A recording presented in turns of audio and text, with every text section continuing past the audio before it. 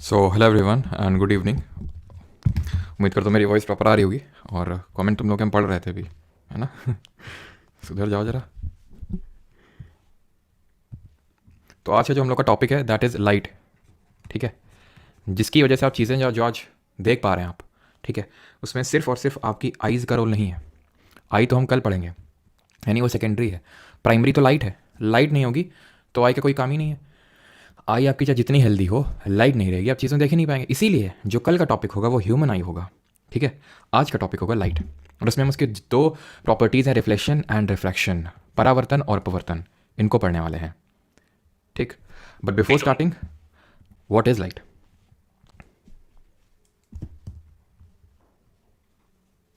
इसकी पीडीएफ मिलेगी बिल्कुल भाई। इसमें ऐसा क्या मतलब, ऐसा कुछ यूनिक है क्या इसमें? बिल्कुल मिलेगी। तो व्हाट इज़ लाइट? लाइट है क्या? प्रकाश है क्या? जब मैंने आपसे पूछा था पिछले लेक्चर में, जब हम लोग का आखिरी फिजिक्स का लेक्चर हुआ था पिछले वीक में, कि साउंड क्या है, व्हाट इज साउंड, तो आप लोगों को क्या आंसर आया था? हम लोगों ने क्या सीखा था साउंड में? साउंड में ये सीखा था it is a form of energy, ऊर्जा का एक प्रकार है। एनर्जी डिफरेंट टाइप की पड़ी थी। What is energy? Energy is capacity to do the work. Energy की जल्दी से एसआई यूनिट बताइए, और ये बताइए कि अगर किसी चीज़ में वेलोसिटी है या फिर किसी चीज़ में मोशन है तो उसमें कौन सी टाइप ऑफ एनर्जी होगी, और किसी चीज़ में अगर एक पोजीशन, उसकी स्टेट ऑफ पोजीशन की वजह से एनर्जी आ रही है तो उसको हम किस टाइप की एनर्जी बोलेंगे। लाइट की बात, साउंड की अगर बात करें, साउंड चलो भी तो ये बाद में क्यों भी बताते हैं ना कि साउंड जो है किस टाइप की वेव है। बिकॉज जो लाइट है ना, ये भी it is a form of wave. अगर आप में से जिन्होंने भी 11th 12th में पढ़ा होगा फिजिक्स को, तो उन्होंने ये चीज़ पढ़ी होगी कि लाइट का जो है डुअल नेचर होता है।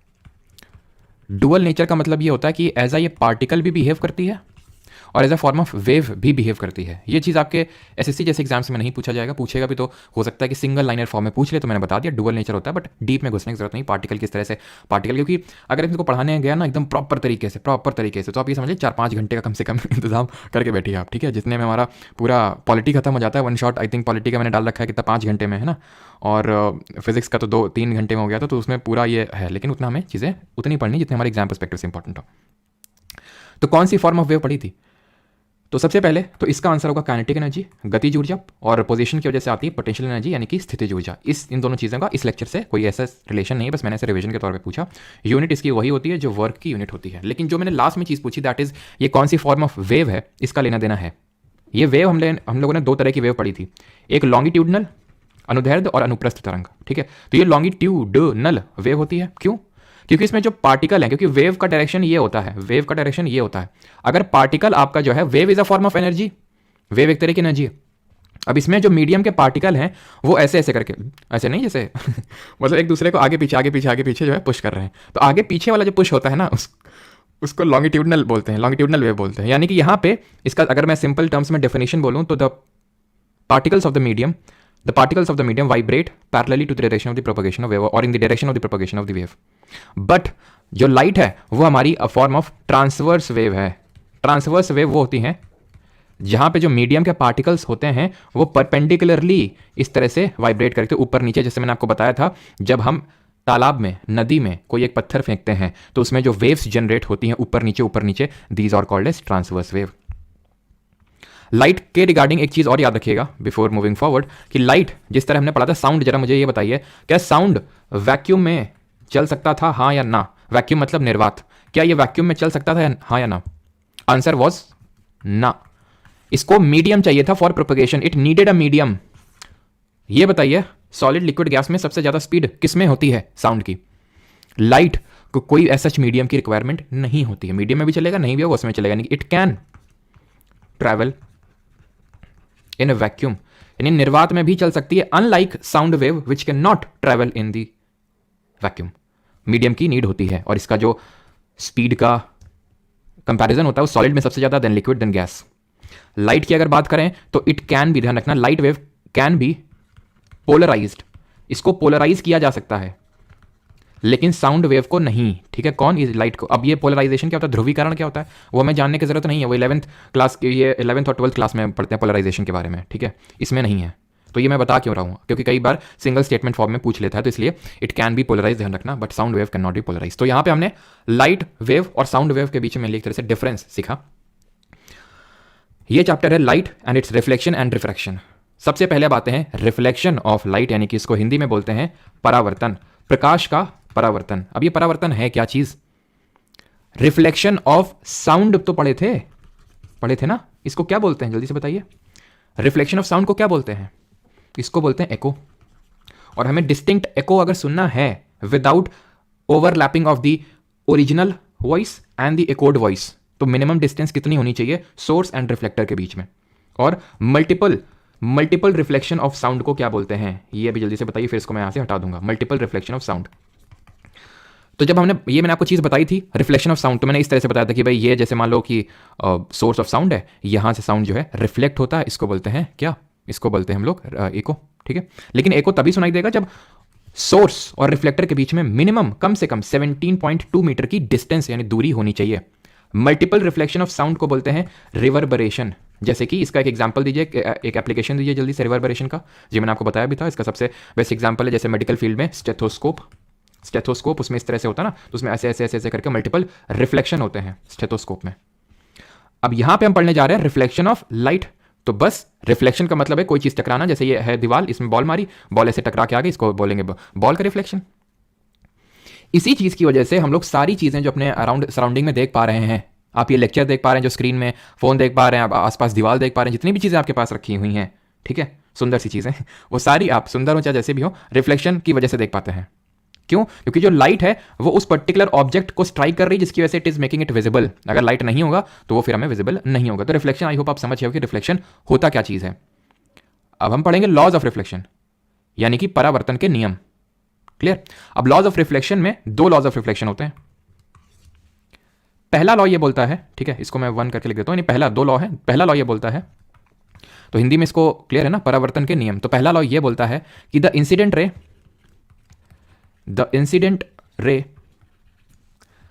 द नॉर्मल, पहला लॉ ये नहीं, ये दूसरा है, ठीक है। पहले तो, या फिर मतलब कुछ भी कह लो, लेकिन है तो वही दोनों लॉ।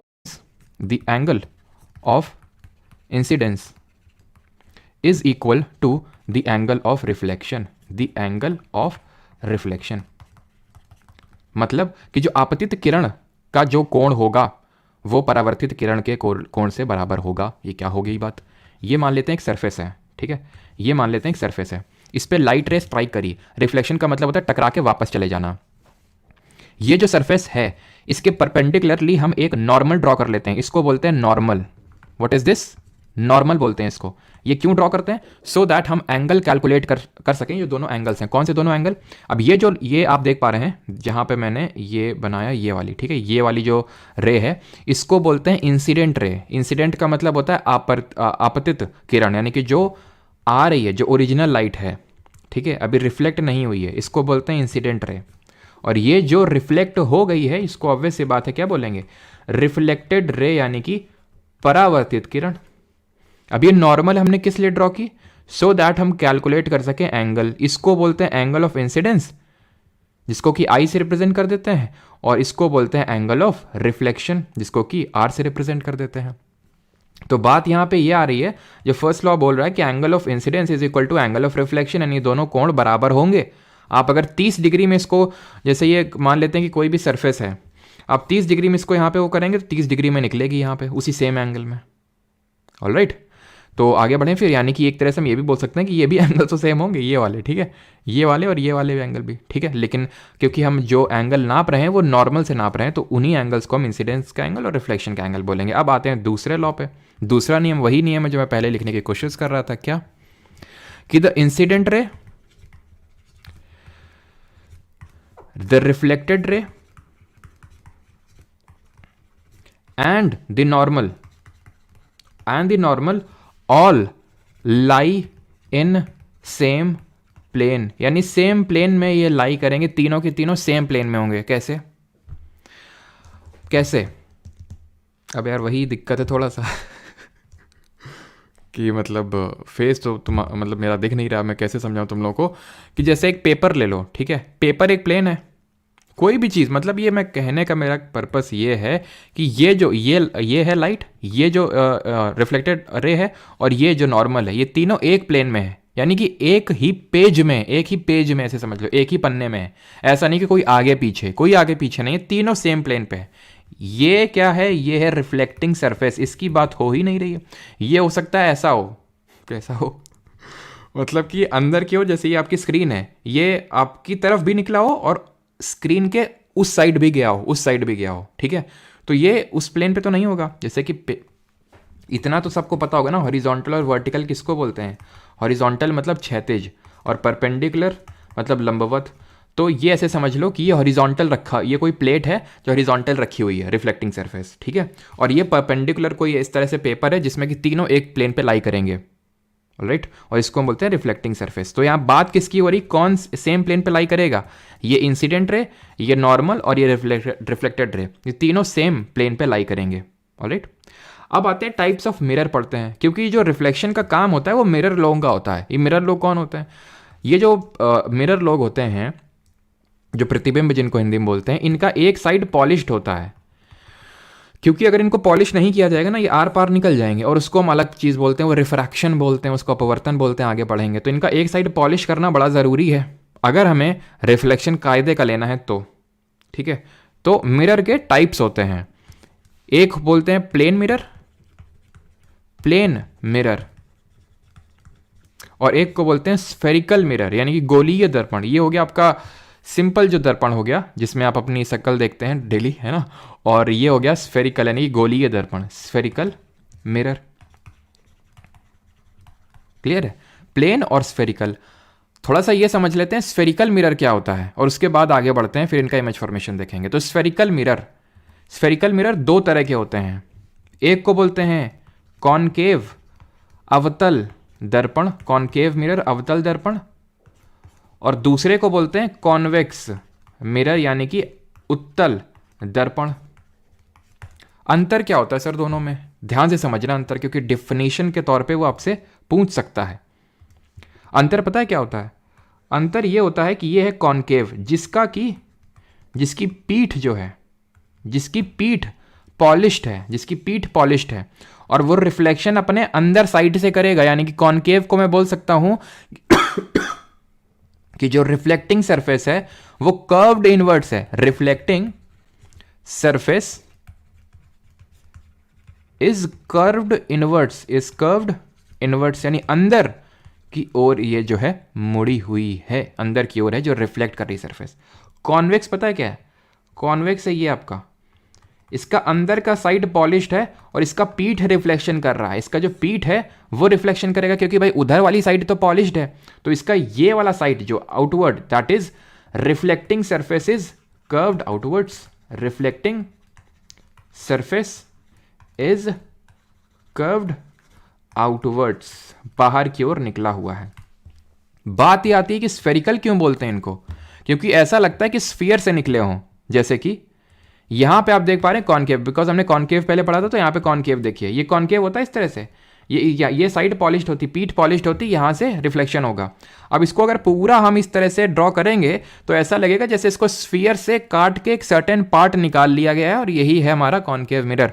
कॉन्वेक्स भी सिमिलरली, इसका अंदर वाला साइड पॉलिश्ड है और पीठ से रिफ्लेक्शन करेगा, ठीक है। और इसको अगर हम पूरा ड्रॉ करेंगे तो ऐसा लगेगा कि ये गोले यानी स्फीयर से निकला हुआ है। क्लियर? अभी इसकी टर्मिनोलॉजी पे बाद में आएंगे, फिर चलो अभी पढ़ लेते हैं टर्मिनोलॉजी जो ये आपको आगे हेल्प करेंगी। अभी जो हम लोग इमेज फॉर्मेशन पढ़ेंगे ना, तो ये ज़रूरी है समझना कि क्या है। तो कायदे से ध्यान से फोकस लगा के, एकदम फोकस लगा के इसको समझना, ठीक है। अब ये क्योंकि एक स्फीयर है, स्फीयर से निकाले गए स्फीयर से, तो स्फीयर का कोई केंद्र होगा, सेंटर होगा, उस सेंटर को ये सी बोल देते हैं। ये पूरे स्फीयर का जो सेंटर है वो सी है, इसको बोलते हैं सेंटर ऑफ कर्वेचर, लिखा हुआ है हिंदी में। इसको बोलते हैं, क्या बोलेंगे इसको? सेंटर ऑफ कर्वेचर को वक्रता का केंद्र बोल देंगे, वक्रता का केंद्र। अब हम पढ़ते हैं कि जैसे कि स्फीयर में, फिर सर्कल में, सर्कल 2D और स्फीयर हमारा 3D है ना, ये तो सबको पता होगा। तो सेंटर से लेके सरकमफ्रेंस में अगर हम सर्कल में ड्रॉ करते हैं लाइन को, तो उसको रेडियस बोलते हैं, त्रिज्या बोलते हैं हिंदी में। उसी तरह स्फीयर में भी तो ये रेडियस होगा। ये पॉइंट जो इसको ले लेते हैं, जैसे कि ये जो पॉइंट है, ये पॉइंट क्या है? ये पॉइंट है आपका इस पर्टिकुलर मिरर पे लाई कर रहा है, इसको पोल बोलते हैं। सर पोल क्या होता है? पोल सीध पे होता है, एक लाइन ड्रॉ कर देंगे और वो लाइन जो कट करेगी, वो जो लाइन जब इस मिरर को जहां कट करेगी उसको पी पी बोल देते हैं, पी मतलब पोल, पोल मतलब ध्रुव, ठीक है। तो जब मैं त्रिज्या की बात कर रहा हूं, आर की बात कर रहा हूं, तो इसका मतलब यह है कि आप सेंटर ऑफ कर्वेचर से यहां पोल तक की डिस्टेंस की बात हो रही है, और उसको बोल देते हैं रेडियस ऑफ कर्वेचर। हिंदी में अगर बात करूं तो वक्रता की त्रिज्या हो जाएगी, ये वक्रता का केंद्र था ऊपर, ये वक्रता की त्रिज्या हो जाएगी ये, ठीक है, त्रिज्या। क्लियर है। तो घुमा फिरा के एक ही बात है अगर हम देखें, वैसे तो ये पॉइंट है और ये पूरा डिस्टेंस है अगर हम आर को देखें, ठीक है। तो ये ऑलमोस्ट सेम चीज़ है, बट नॉट सिमिलर तो है बट सेम नहीं है। फिर ये आपका एफ, जो एफ पॉइंट देख पा रहे हैं, ये फोकल पॉइंट, ये इसका आधा होता है। जैसे मान लो कि ये डिस्टेंस आर जो है ना, ये आर मान लेते हैं कि टोटल ये डिस्टेंस है 30 सेंटीमीटर की, तो ये जो डिस्टेंस होगी वो 15 सेंटीमीटर की निकल के आएगी। ये बहुत इंपॉर्टेंट चीज़ है कि जो सेंटर ऑफ कर्वेचर होता है बराबर 2f होता है, ट्वाइस ऑफ फोकल लेंथ होता है। ये बहुत बहुत बहुत इंपॉर्टेंट है, इसको रट्टा मारिए, ठीक है। तो ये चीज़ आपको क्लियर हो गई। अगर ना क्लियर हुई हो तो मैं फिर से समराइज कर देता हूं और सिंपल टर्म्स में इस चीज़ को बता देता हूं, ठीक है। जैसे ये है, हो गया हमारा, ठीक है। इसको बोलेंगे सेंटर ऑफ कर्वेचर, इसको बोलेंगे पोल, ठीक है, और यहां होगा फोकल लेंथ जो कि इसका होगा आधा, खत्म, ठीक है। और ये जो लाइन ड्रॉ करी थी इसको प्रिंसिपल एक्सिस बोल देते हैं, इसका सच कोई काम पड़ेगा नहीं, ठीक है, प्रिंसिपल एक्सिस, क्योंकि आपको ड्रॉ तो करना नहीं है जाके, ठीक है, क्लास 9th 10th की तो एग्जाम आप देने जा नहीं रहे हो, तो प्रिंसिपल एक्सिस बोलते हैं, but that is not much important. Alright, ये कौन है? तो ये जो है एक स्पून है, और स्पून में हमें दोनों टाइप ऑफ मिरर देखने को मिलते हैं। ये है आपका जो अंदर साइड है, इसको बोलते हैं कॉनकेव, कॉनकेव मिरर है ये, अवतल दर्पण है, जिसमें कि किस तरह की इमेज बन रही है, उल्टी इमेज बन रही है। अभी हम पढ़ेंगे कि क्या उल्टी इमेज होती है और क्या होती है, तो अभी हम टाइप्स ऑफ इमेज में पढ़ेंगे। और यहां पे कैसी बन रही है, सीधी इमेज बन रही है, कॉन्वेक्स मिरर की तरह परफॉर्म करता है। जो बाहर वाला ये चम्मच है, चम्मच का ये अंदर वाला और बाहर वाला है, ठीक है, ये अंदर वाला है, ये बाहर वाला पार्ट, ठीक है। ये एक चम्मच जो है, जो स्पून होती है, वो कॉनकेव और कॉन्वेक्स दोनों की तरह बिहेव करती है। अब आते हैं टाइप्स ऑफ इमेज, कितने तरह के प्रतिबिंब होते हैं, तो दो तरह के होते हैं। एक वो जो रियल होते हैं, दो ही तरह के तो इंसान होते हैं इस दुनिया पे, एक जो असली होते हैं और एक जो नकली होते हैं, ठीक है। तो एक जो रियल होते हैं, ठीक, और एक जो वर्चुअल होते हैं। चीज़ें दो ही में एग्जिस्ट करती हैं, एक तो रियलिटी में एग्जिस्ट करती हैं और एक वर्चुअल एग्जिस्ट करती हैं। जैसे हमारे दिमाग में जो चीज़ें होती हैं वो वर्चुअली एग्जिस्ट करती हैं। दिमाग में हम ना जाने क्या क्या इमेजिन कर लेते हैं, दिमाग हमें ना ज़्यादा क्या क्या इमेजिन करवा देता है कि ये हो जाएगा तो क्या हो जाएगा, वो हो जाएगा तो क्या हो जाएगा। सोचिए कि कभी अगर आप ध्यान से सोचें, ठीक है, लेकिन ये आप सोचेंगे नहीं कि 90% चीज़ ज़्यादा से ज़्यादा चीज़ें जो आपके दिमाग में एज अ इमेजिनेशन आती हैं वो कभी होती ही नहीं है एक्चुअल में, और जो होता है वो कभी हम सोचते नहीं। तो फिर क्यों सोचें, क्यों सोचें, जाने दो उसको, जो है सो करो, सिंपल। तो खैर फिलॉसफी को साइड कर दें, टाइप्स ऑफ इमेज पे आते हैं। तो रियल और वर्चुअल में क्या अंतर होता है? रियल जो होती है ये रियलिटी में बनती है और वर्चुअल रियलिटी में नहीं बनती है। जैसे जैसे मैंने ये जब इमेज को बनाने के लिए दो लाइट के, मतलब हमें एक तरह से दो लाइट रे चाहिए होते, तो ये मान लेते हैं कि लाइट है, ठीक है, एक लाइट ये और एक लाइट इधर आ रही है। अब ये दोनों लाइट तुम्हें क्या लग रहा है, मिलेंगी आपस में कि नहीं मिलेंगी?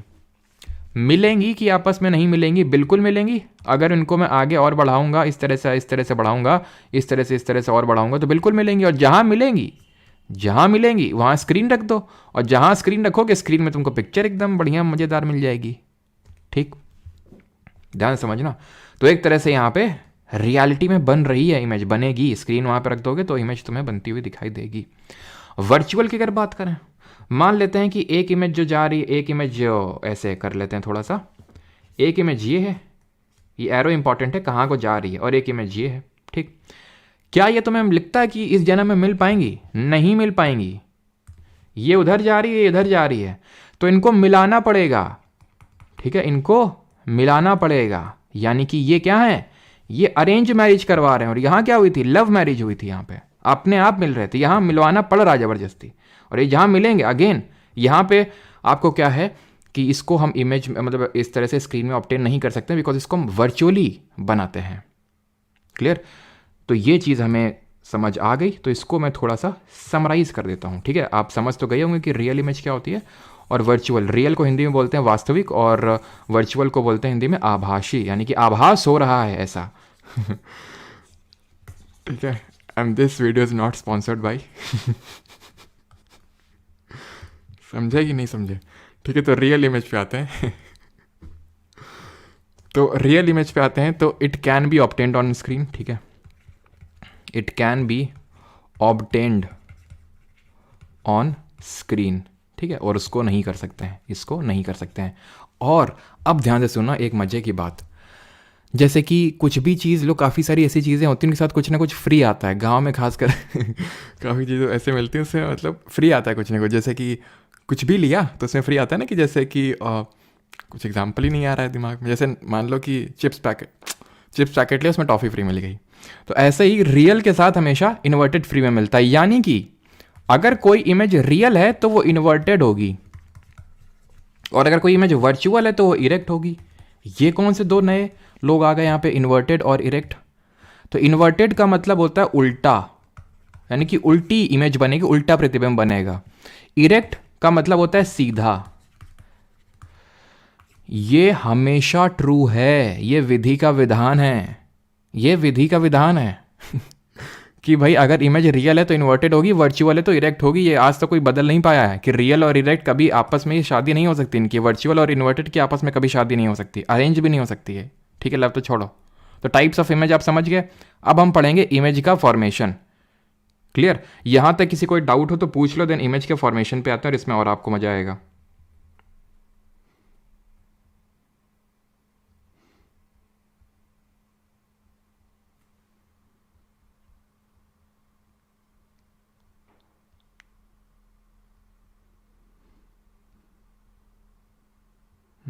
हाँ, कुछ लोग समझ गए। वो होता क्या है ना, किसी का मतलब नाम वगैरह ले लो तो पता ही नहीं एक दूसरा ग्रुप क्यों चिढ़ जाता है। तो इसलिए अभी ऐसे ऐसे ही मैंने वीडियो शेयर कर दिया था, तो पता नहीं कि एक ग्रुप काफ़ी ज़्यादा चिढ़ गया था, या फिर पता नहीं क्यों, कौन ग्रुप है वो, कैसा क्यों क्यों इतना चिढ़ हो जाता है। तो इसी वजह से मैं नाम लेता ही नहीं, क्यों फालतू में, है ना।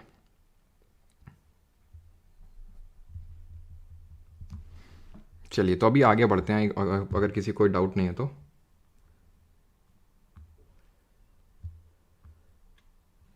चलो, तो आगे बढ़ते हैं अभी। अब देखते हैं इमेज का फॉर्मेशन, कि इमेज बनती कैसी है, लेकिन किस में? प्लेन मिरर में। क्योंकि याद करिए, मैंने आपको कितने टाइप के मिरर बताए थे, एक तो प्लेन मिरर होता है और एक स्फेरिकल मिरर होता है। प्लेन मतलब प्लेन है, ये सीधा है एकदम, इसमें कोई कर्व नहीं है। इसमें कर्विंग थी, इसमें क्या था, कोई कर्विंग नहीं है, सीधे एक साइड पॉलिश्ड है, और बस इसी में तुम जो है खुद को निहारते हो रोज।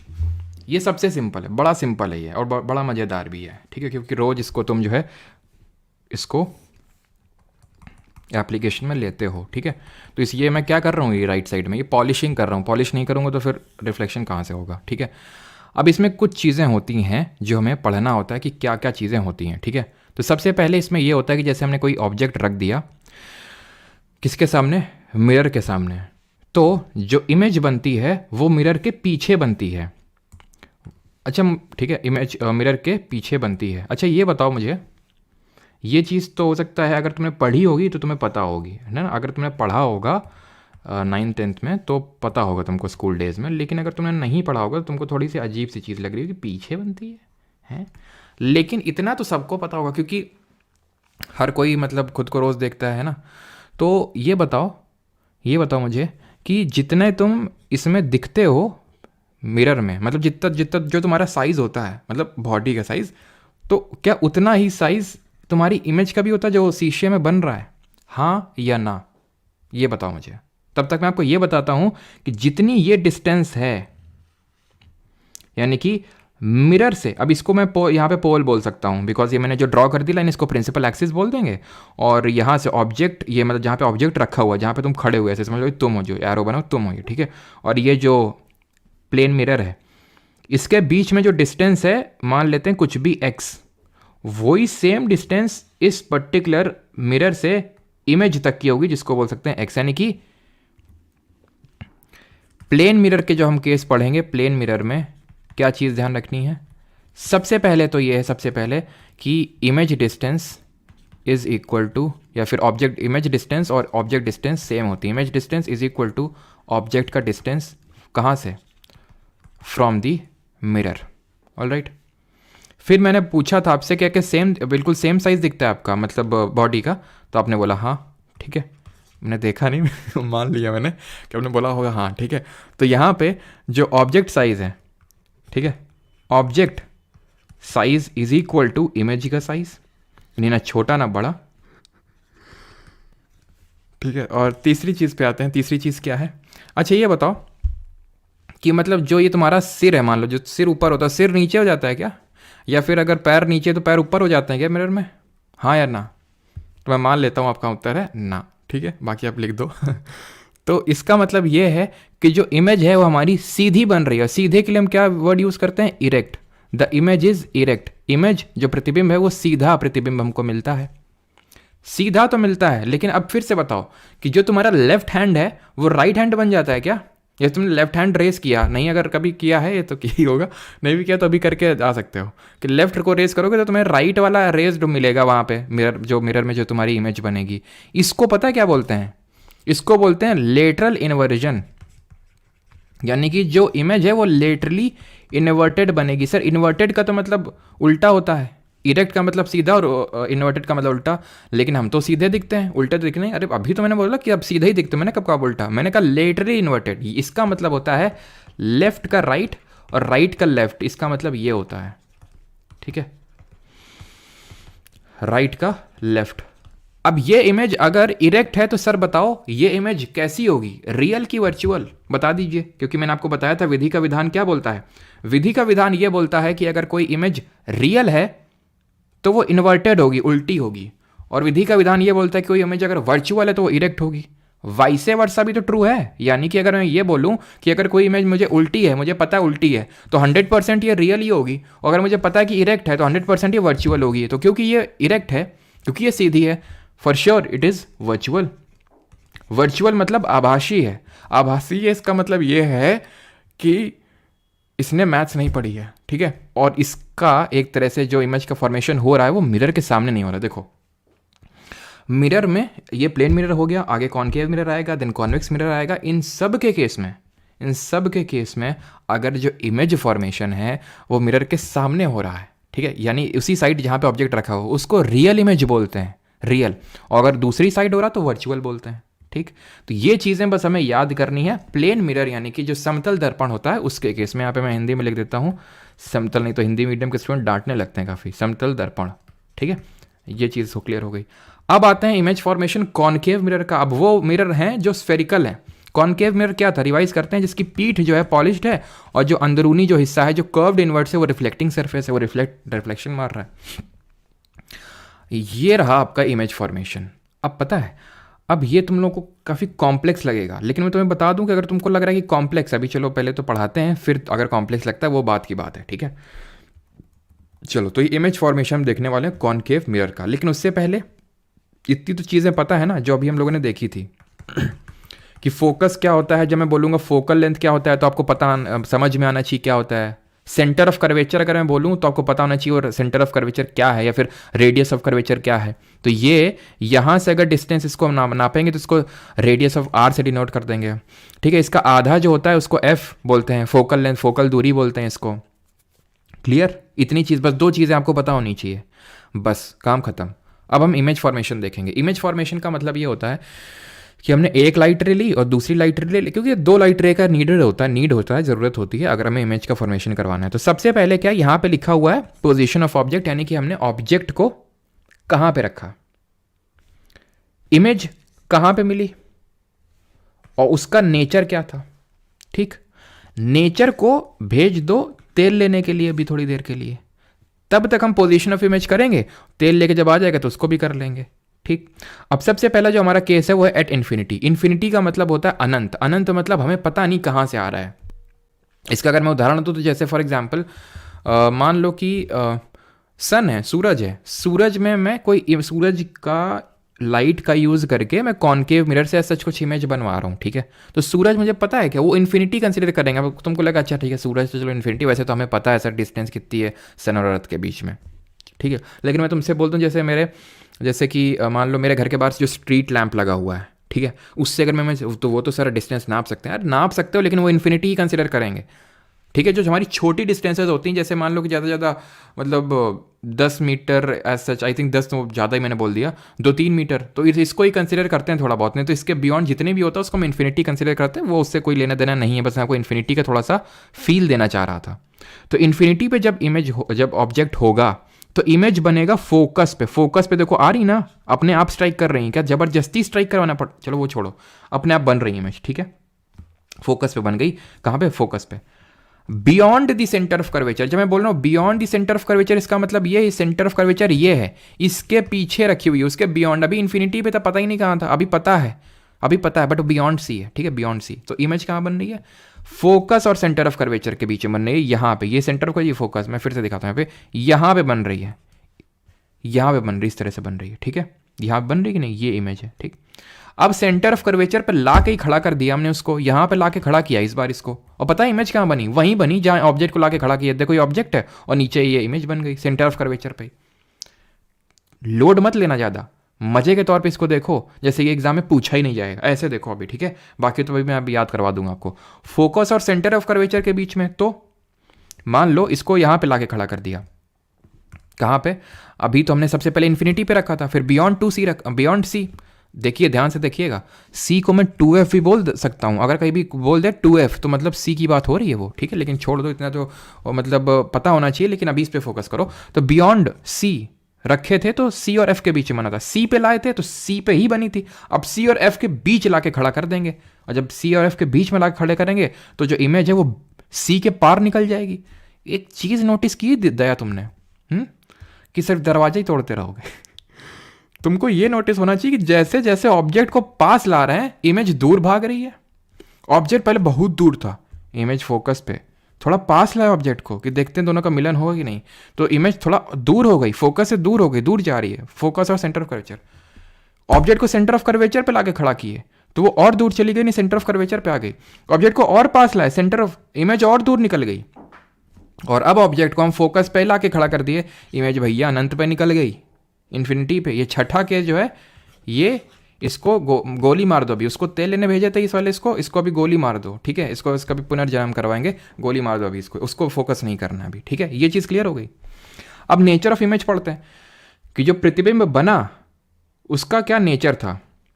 अब मुझे बताओ, यहाँ पे जबरदस्ती मीटअप करवाया गया था क्या, रेस का जबरदस्ती मिलाया गया था क्या, ना, यहाँ तो सर लव मैरिज हुई है, दोनों आपस में आके एक साथ मिले, हमने कुछ नहीं किया, वो देखो दोनों आपस में मिल रहे हैं, ठीक है, दोनों आपस में मिल रहे हैं, दोनों आपस में मिल रहे हैं, दोनों आपस में मिल रहे हैं, यहाँ की रेस या मीट ऑफ पॉइंटिंग है, जहाँ मिल रहे हैं वही उसको पॉइंट ऑफ इमेज बोलते हैं, क्योंकि लव मैरिज है, यानी कि ये कैसी होंगी, ये होंगी रियल इमेज, क्योंकि जबरदस्ती मीट नहीं करवाया जा रहा है, और रियल है तो इन्वर्टेड फ्री में मिलेगा उसके साथ, रियल के साथ इन्वर्टेड ये विधि का विधान है जिसको कोई बदल नहीं पाया आज तक, रियल इन्वर्टेड ही रहेंगी सारी चीजें, ये भी रियल इन्वर्टेड रहेगी, ठीक है, रियल एंड इन्वर्टेड।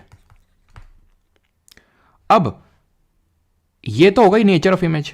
अब बात करेंगे यहां पे कि साइज क्या है इमेज का। सर इसको क्या इग्नोर कर रहे हो, इसको कहे इग्नोर कर रहे हो, तो इस पे भी आएंगे भी, लेकिन तुमको इसी से इतना प्यार क्यों है, अभी इस पे भी आएंगे, अभी सिर्फ 5 केसेस देखो, ठीक है।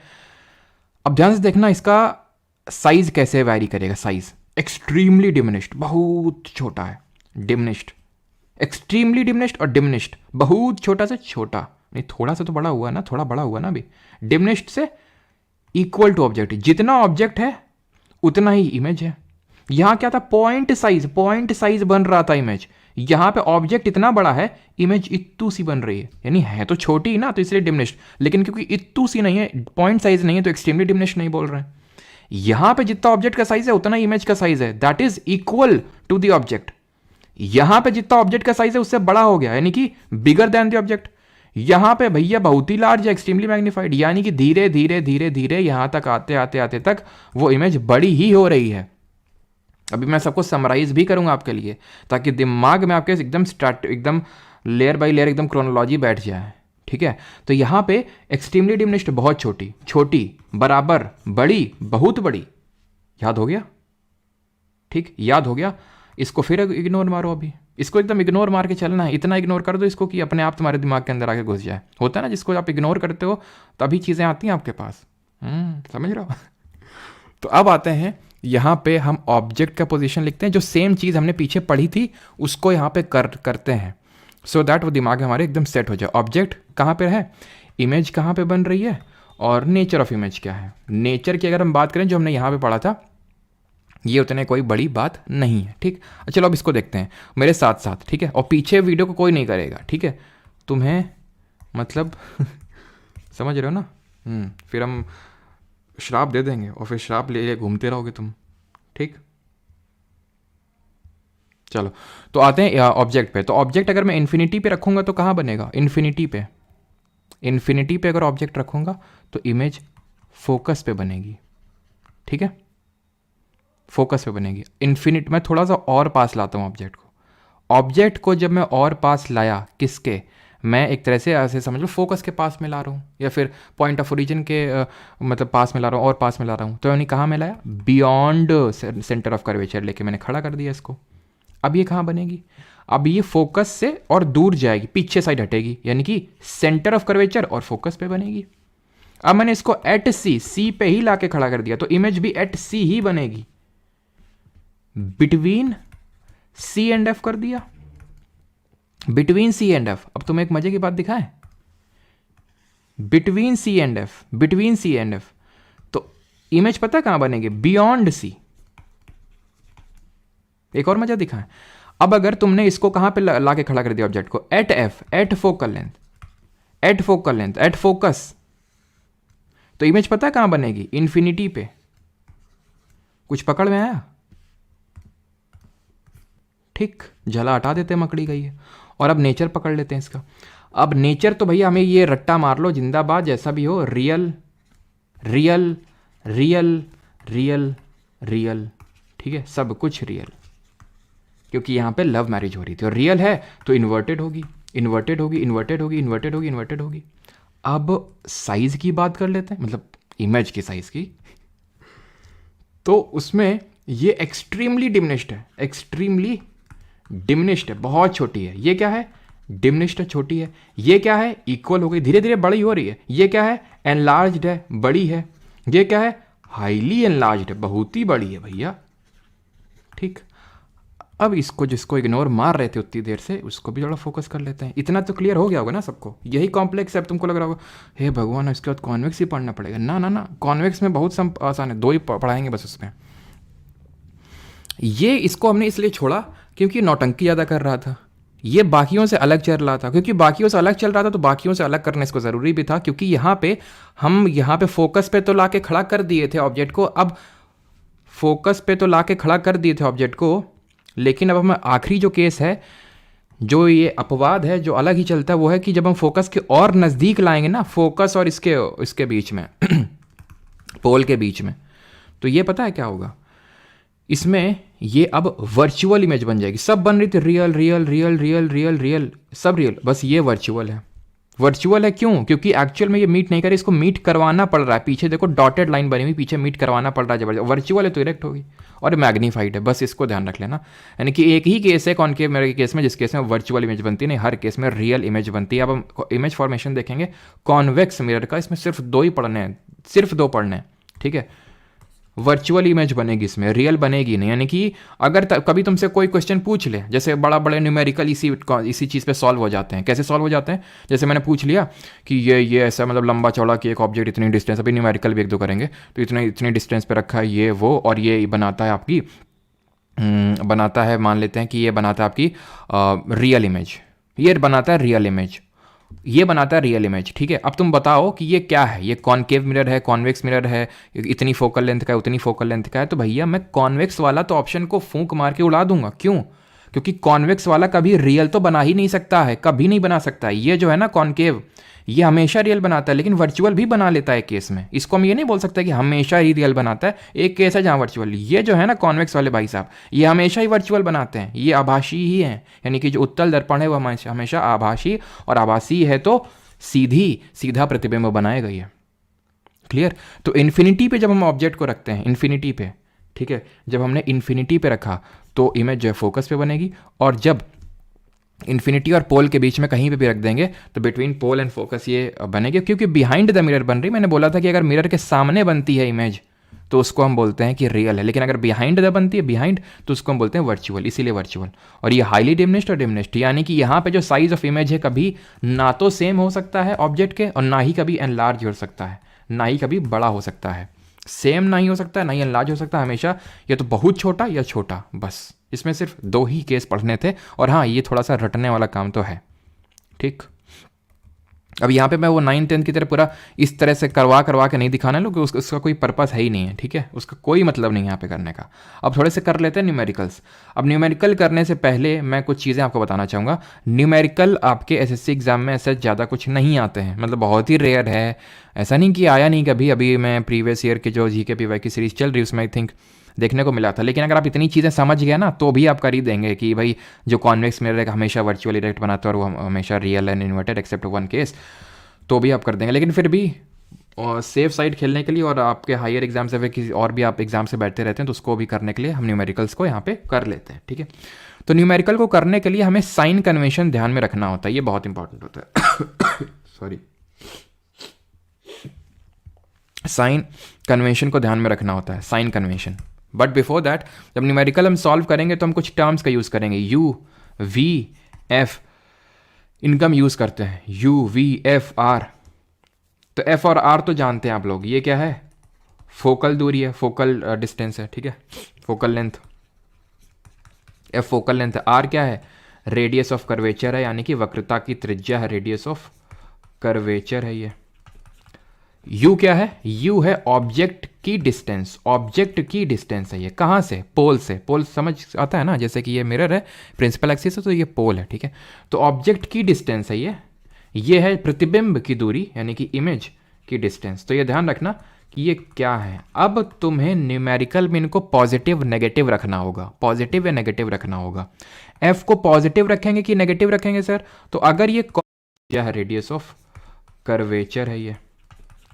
यू क्या है, यू है ऑब्जेक्ट की डिस्टेंस, ऑब्जेक्ट की डिस्टेंस है ये, कहाँ से, पोल से। पोल समझ आता है ना, जैसे कि ये मिरर है, प्रिंसिपल एक्सिस है, तो ये पोल है, ठीक है। तो ऑब्जेक्ट की डिस्टेंस है ये है प्रतिबिंब की दूरी, यानी कि इमेज की डिस्टेंस। तो ये ध्यान रखना कि ये क्या है। अब तुम्हें न्यूमेरिकल में इनको पॉजिटिव नेगेटिव रखना होगा, पॉजिटिव या नेगेटिव रखना होगा। एफ को पॉजिटिव रखेंगे कि नेगेटिव रखेंगे सर, तो अगर ये कॉनकेव मिरर होगा, कॉनकेव होगा यानी अवतल होगा, तो आप इसको नेगेटिव रखेंगे हमेशा फॉर्मूले पे। कौन सा फॉर्मूला, भी फॉर्मूला भी देंगे, लेकिन पहले ये समझो कैसा रखेंगे। कॉन्वेक्स की अगर बात करें तो कॉन्वेक्स में फोकल लेंथ हमेशा पॉजिटिव रखनी होती है, कारण भी उसका समझ लो, और अगर टिरिक भी समझ लो अगर ना समझ में आए तो। देखो यहाँ पे देखो, कॉनकेव में क्या था, अभी तो कारण कैसे समझोगे, पहले मुझे कार्टेशियन सिस्टम पढ़ाने दो, मतलब पढ़ाने क्या दो, थोड़ा सा समझ लो। कार्टेशियन सिस्टम सबको पता ही है, मैथ्स तो सब लोग पढ़ते ही है ना, तो ये पता होगा ना कि ये वाई एक्सिस है, ये आपकी एक्स एक्सिस है, ये एक्स एक्सिस है, ये क्या है, ये पॉजिटिव एक्स एक्सिस है, ये नेगेटिव एक्स एक्सिस है, ये पॉजिटिव वाई एक्सिस है, ये नेगेटिव वाई एक्सिस है। कोई ऐसा तो नहीं है जिसको ये ना पता हो। ये कार्टेशियन सिस्टम, ये जो नंबर लाइन में ड्रॉ करते हैं, ये पॉजिटिव एक्स एक्सिस है, ये पॉजिटिव वाई एक्सिस, ये नेगेटिव एक्स एक्सिस और नेगेटिव वाई एक्सिस, ठीक है। तो इतना सबको पता है। अब ये मैंने ले लिया क्या, ये मैंने ले लिया आम जिंदगी, रुक जाओ इसको हटा देते हैं, ये ठीक है। ये क्या है हमारा, यहाँ पे पॉलिश कर दिया, कौन सा मिरर है जल्दी से बताएंगे सभी, जहाँ पे रिफ्लेक्टिंग सरफेस कर्व्ड इनवर्ड्स और पॉलिश्ड सरफेस कर्व्ड आउटवर्ड्स है। कॉनकेव है, कॉनकेव है सर, तो मुझे ये बताइए कि ये सेंटर ऑफ कर्वेचर है मान लेते हैं, ये फोकल लेंथ होगा, ठीक है। तो कार्टेशियन सिस्टम ये बोलता है कि जो लेफ्ट, कार्टेशियन सिस्टम वही है जो है यहाँ पे, यानी कि मैं बोल रहा हूँ कि ये मिरर है आपका, तो इसके इस साइड जो भी होगा नेगेटिव होगा, इसके इस साइड जो होगा नेगेटिव होगा। समझ आ रहा है, क्योंकि ये नेगेटिव एक्स एक्सिस है, ये नेगेटिव एक्स एक्सिस है। यहाँ पे जो चीज़ें होंगी वो नेगेटिव वाई एक्सिस होंगी, यहाँ पे जो होगा ऊपर वो पॉजिटिव होगा और यहाँ पे पॉजिटिव होगा। Is that clear. तो यहाँ पे फोकस रखा हुआ है, तो ये नेगेटिव एक्स एक्सिस है, तो इसलिए इसको नेगेटिव लेते हैं। नहीं समझ में आया तो ऐसे याद देखो, गुफा है, केव का मतलब गुफा होता है, गुफा में सब नेगेटिव नेगेटिव होता है कि नहीं होता है, गुफा के अंदर तो सब नेगेटिव नेगेटिव होता है, गुफा के अंदर तो सारे गलत चीज़ें होती हैं, ठीक है। और दूसरा वाला जो है पॉजिटिव हो जाएगा, कॉन्वेक्स अपने आप पॉजिटिव हो जाएगा, अगर आपको याद है कि केव में सब नेगेटिव नेगेटिव होता है, ठीक। अब यहाँ पे जैसे फॉर एग्जाम्पल हमेशा ध्यान रखना कि जो ऑब्जेक्ट डिस्टेंस रखेंगे ना, ऑब्जेक्ट ये यू की वैल्यू वो हमेशा नेगेटिव रखनी है आपको। नेगेटिव क्यों रखनी है? क्योंकि भैया ऑब्जेक्ट को इसके सामने ही तो रखोगे, पीछे रख के थोड़ी ना करवा दोगे रिफ्लेक्शन, तो यहीं तो रखोगे हमेशा, तो वो हमेशा नेगेटिव ही मिलेगा, हमेशा नेगेटिव ही मिलेगा। ठीक है, तो इसको हम किस फॉर्मूले में यूज़ करेंगे? इसके लिए एक होता है मिरर फॉर्मूला। क्या होता है? मिरर फॉर्मूला, जिसको दर्पण सूत्र बोलते हैं, mirror formula.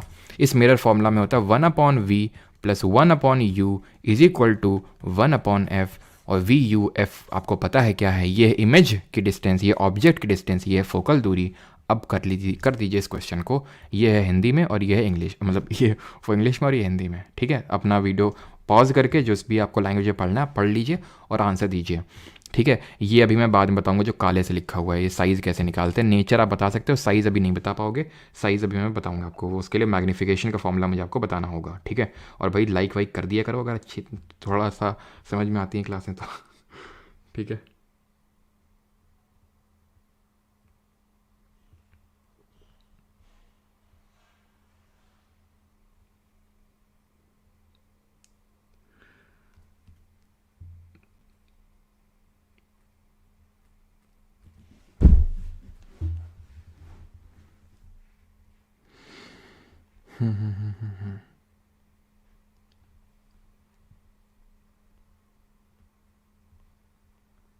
You always negative होगा बिल्कुल।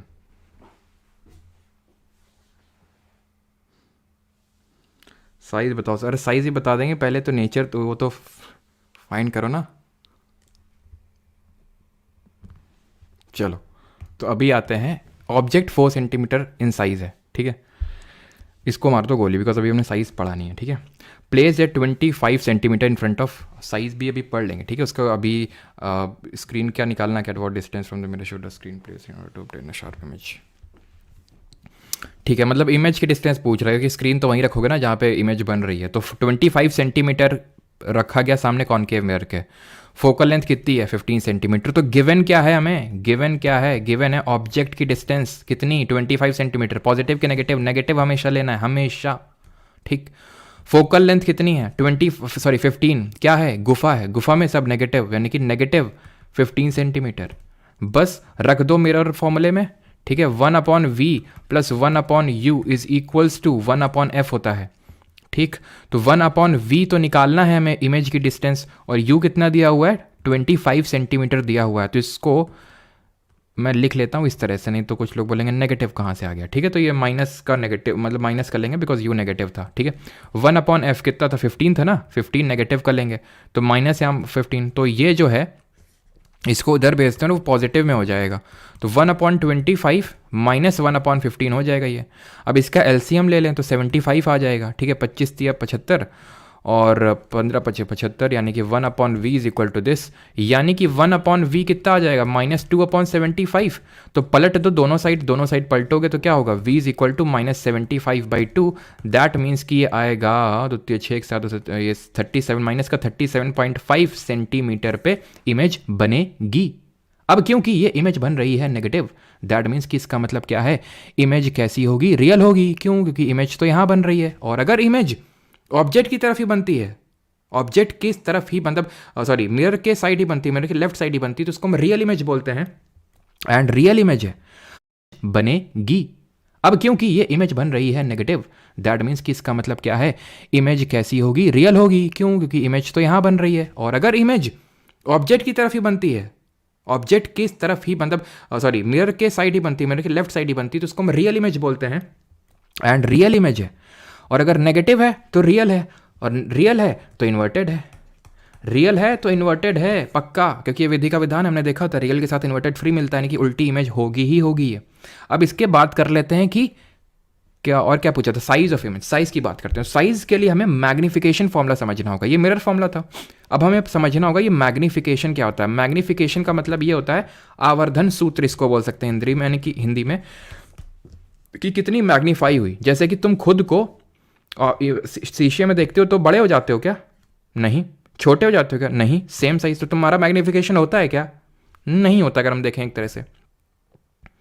लेकिन वहीं तुम अगर चम्मच के जो कॉनकेव साइड होता है, देखो बड़े दिखोगे, मतलब तुम बड़े हो गए, तुम्हारा मुंह बड़ा सा दिख रहा है, यानी कॉनकेव हो गए तुम, मतलब एक तरह से तुम मैग्नीफाइड हो गए। तो मैग्निफिकेशन का जो फॉर्मूला होता है वो दो फॉर्मूले होते हैं मैग्निफिकेशन के। एक तो होता है height of image upon height of object is equals to, ये बराबर होता है minus of v upon U, और v अपॉन यू आपको v और u बताने की जरूरत है नहीं, v मतलब इमेज की डिस्टेंस और u मतलब ऑब्जेक्ट की डिस्टेंस। तो ये दोनों फॉर्मूले होते हैं, कभी कभी एक का इस्तेमाल हो जाता है, कभी कभी दोनों का इस्तेमाल करना पड़ता है। जैसे कि यहां पे हमें क्या निकालना है, साइज ऑफ इमेज निकालना है। साइज ऑफ ऑब्जेक्ट दिया है, हाँ जी दिया है, तो हम निकाल कैसे लेंगे, क्योंकि मैग्निफिकेशन की वैल्यू तो हमें दी नहीं है, सिर्फ हमें हाइट ऑफ ऑब्जेक्ट दिया है। दो चीज़ें पता नहीं है तो एक चीज़ कहाँ से निकलेगी, हमें तीन चीज़ों में से अगर एक चीज़ निकालनी तो दो चीज़ों का होना आवश्यक है। तो क्यों ना इन दोनों का यूज़ कर लें, इन दोनों का यूज़ कर लें, यानी height of image upon height of object कितनी है, 4 सेंटीमीटर, 4 सेंटीमीटर, 4 सेंटीमीटर है ये, ठीक है, is equal to minus we upon you, minus V कितना है, माइनस का 37.5 है ये, ठीक है। तो अपॉन सॉरी ये तो खांसी तो और ही परेशान कर रखी है, ठीक है। तो यहां पे माइनस का 37.5 अपॉन यू कितना है, यू है आपका माइनस का 25, उसी वैल्यू में रखेंगे, उसी साइन कन्वेंशन में रखेंगे जिस साइन कन्वेंशन में निकल के आया है, अपना ज़्यादा दिमाग नहीं लगाना इसमें, ठीक है। तो यहाँ से आ गया माइनस का 25, इज दैट क्लियर। माइनस का माइनस एक कैंसिल होगा, एक तो फिर भी बच जाएगा ना, ये 4 उधर जाएगा ना, 37.5 इंटू 4 अपॉन 25, ठीक, क्लियर है। अब इसको अगर हम देखें तो आपके गणित वाले टीचरों ने सिखाया होगा ना, जैसे कि इसको 100/25 लिख सकते हैं, ठीक है। तो मतलब इसको थोड़ा सा कैंसल आउट करना आसान हो जाता है। तो ये कितना हो जाएगा, 3750 हो जाएगा, 25 इंटू 25, ठीक है। फिर आप इसको काट सकते हैं, 25 एक बार में जाएगा, ठीक है, 1 5 7 12 25 25 125, ठीक है, यानी कितना आएगा, यानी कि ये आ जाएगा आपका, ठीक है, 6 बार में कटेगा ना, तो टोटल 6 बार में कट गया ये। तो यानी हाइट ऑफ इमेज कितनी आ जाएगी, 6 सेंटीमीटर आ जाएगी। पॉजिटिव की नेगेटिव, नेगेटिव। अब ये नेगेटिव क्या दर्शा रहा है, हाइट ऑफ इमेज में हाइट नेगेटिव कैसे हो सकती है, आदमी जमीन में घुस जाएगा क्या, हाँ देखो यहाँ पे, ये देखो, ये इसका मतलब ये है कि इमेज जो है इन्वर्टेड ऐसे बन रही है, ऐसे बन रही है, ऐसे मतलब नेगेटिव वाई एक्सिस में, तभी तो नेगेटिव आ रहा है, यानी कि इन्वर्टेड है, उल्टी है। कभी भी हाइट ऑफ ऑब्जेक्ट उल्टा नहीं हो सकता है, उल्टा ऑब्जेक्ट थोड़ी नहीं रखोगे तुम, ऑब्जेक्ट तो हमेशा ऐसे ही रखा था ना, हमेशा ऐसे ही रखा था ना, इमेज इन्वर्टेड बन रही थी।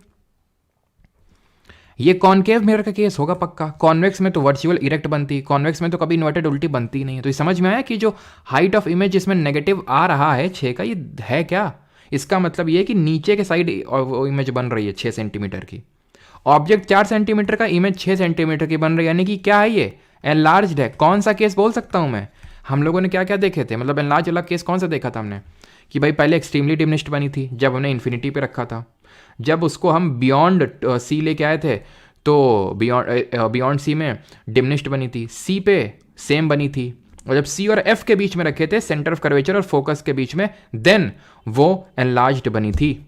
और यहाँ पे भी आप उस चीज़ को देख सकते हैं कि फोकल लेंथ 15 सेंटीमीटर है, तो सेंटर ऑफ कर्वेचर कहाँ पे होगा, 30 में होगा, और ऑब्जेक्ट कहाँ रखा है, 25 पे, यानी कि सी और एफ के बीच में रखा है, ठीक। चलिए अब आते हैं यूजेस ऑफ मिरर। यहाँ तक किसी कोई डाउट तो नहीं है, पहले ये बता दीजिए, किसी कोई डाउट हो यहाँ तक, फिर हम आगे बढ़ते हैं।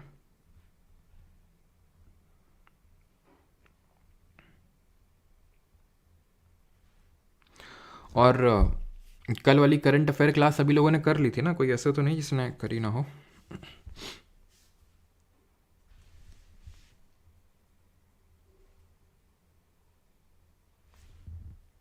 चलिए तो अभी आते हैं कॉनकेव मिरर के यूजेस क्या है और कॉन्वेक्स के क्या है। तो कॉनकेव हमारा चीज़ों को ध्यान रखना, it is a kind of magnifying, यानी कि ये चीज़ों को बड़ा करके दिखाता है, मैग्नीफाइंग मिरर है, ठीक है।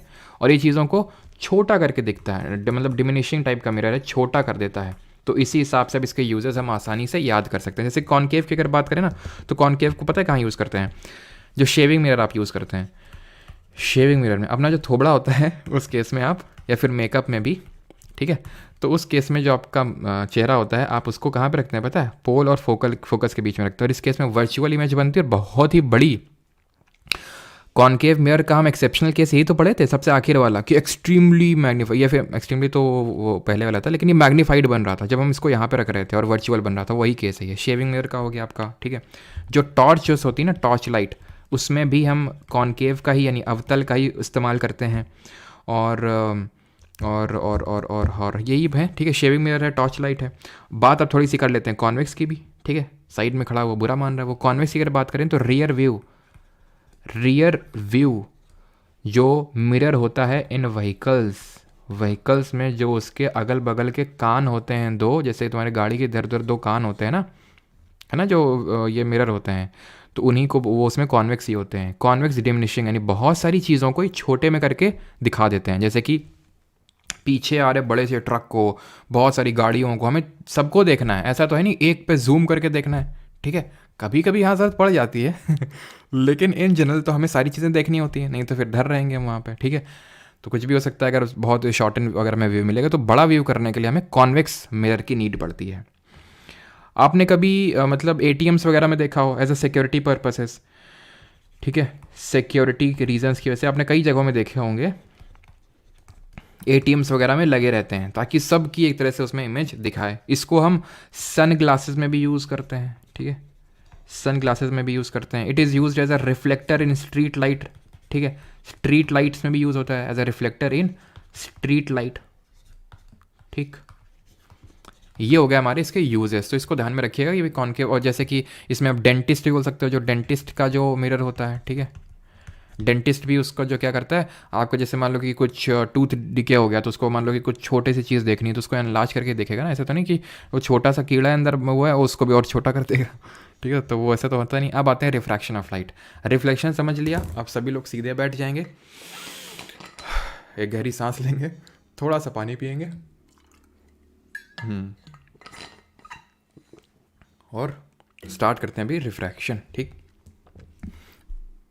इसको हिंदी में बोलते हैं अपवर्तन, ठीक है, अपवर्तन इसको हिंदी में हम लोग बोलते हैं, ठीक है, यानी कि जो लाइट का है वो रिफ्रैक्शन पढ़ेंगे भी, ठीक है, अपवर्तन। तो रिफ्रैक्शन होता क्या है?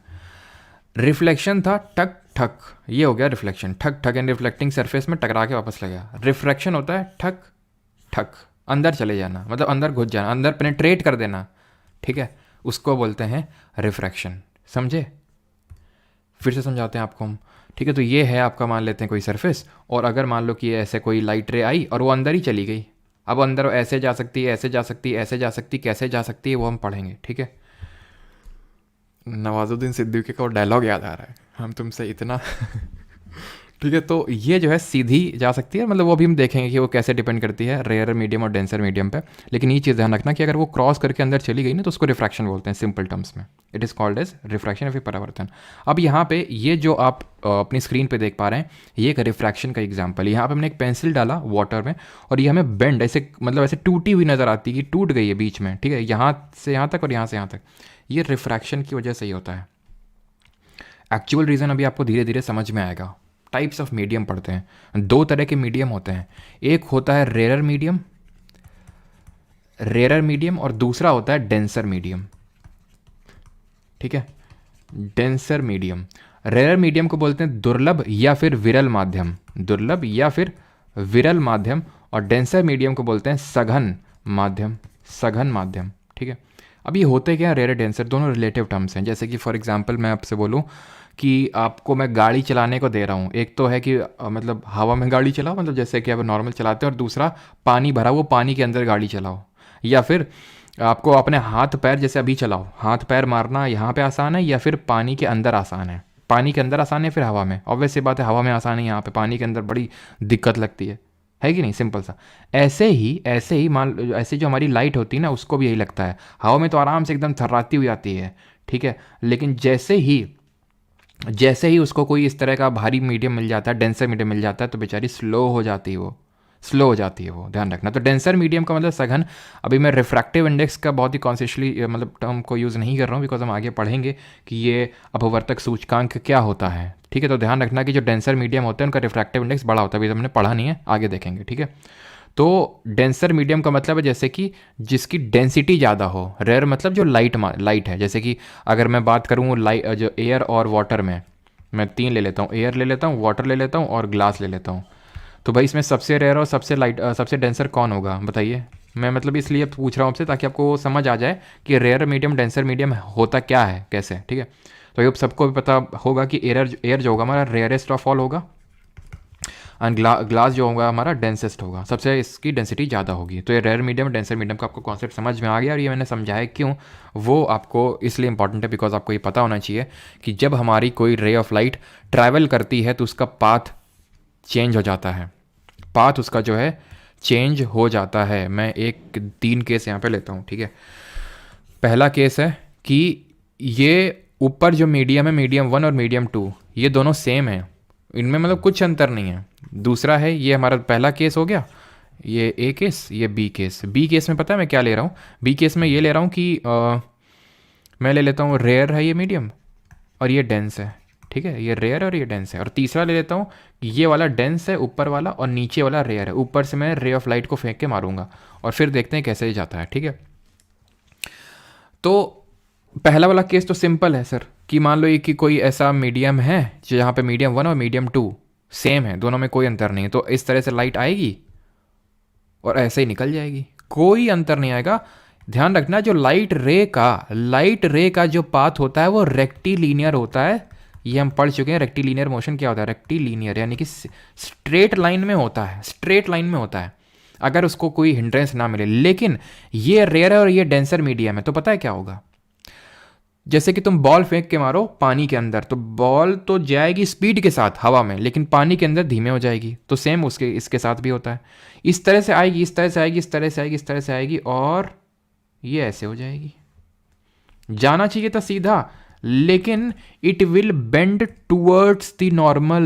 नॉर्मल क्या है, जो हम रिफ्लेक्शन वाले जब पढ़ रहे थे तो उसमें जो पढ़े थे वही है नॉर्मल, यानी कि जो सरफेस है जिससे रिफ्लेक्शन या रिफ्रैक्शन हो रहा है उसके परपेंडिकुलरली 90 डिग्री में एक लाइन ड्रॉ कर दो, एंगल ऑफ इंसिडेंस और रिफ्लेक्शन ये सब नापने के लिए, उसको नॉर्मल बोलते हैं, ठीक है। तो यहां पे अगर मैं बोलूं आपसे तो एक तरह से एंगल ऑफ इंसिडेंस बड़ा होगा या एंगल ऑफ रिफ्रैक्शन बड़ा होगा। तीसरा केस तब तक ले लेते हैं जब तक आप ये बताते हैं डेंसर है। डेंसर में ये लाइट रे आई, लाइट रे आई, लाइट रे आई, लाइट रे आई, कायदे से इसको कहाँ जाना चाहिए था, इसको थोड़ा सा सीधा ड्रॉ कर लेते हैं, है ना, सीधी नहीं है। तो ये इस तरह से लाइट रे आई, कायदे से कहाँ जाना चाहिए था, इसको सीधे जाना चाहिए था, सीधे जाना चाहिए था। लेकिन अभी उल्टा केस है, तो it will bend away from the normal, ठीक है, away from the normal. Normal को ड्रॉ करता हूँ मैं यहाँ पे और फिर आपको दिखाता हूँ, ठीक है। ये नॉर्मल हो गया, ठीक है, ये नॉर्मल हो गया। मैं फिर से दोनों को ड्रॉ करके आपको समझाता हूँ किस तरह से ये टूवर्ड्स और अवे हुआ।